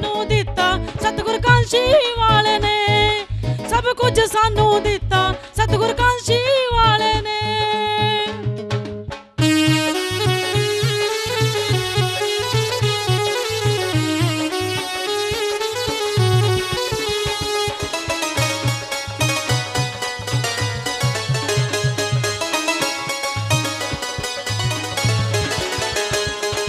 पक्के विजय मिले जहाजां विच घुमाया है, देसां दे परदेसां दे विच ना चमकाया है।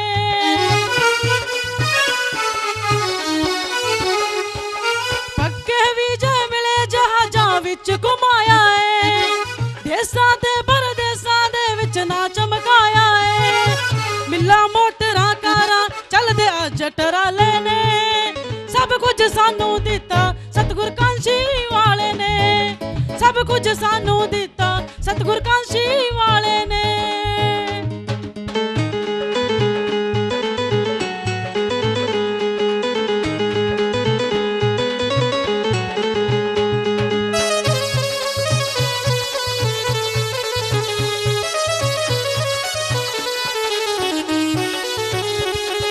मन विच आसा रखियां बेगम पूरा बसाउण दियां, रत्तू रंधावे वाले अपना राज लियाउण दियां।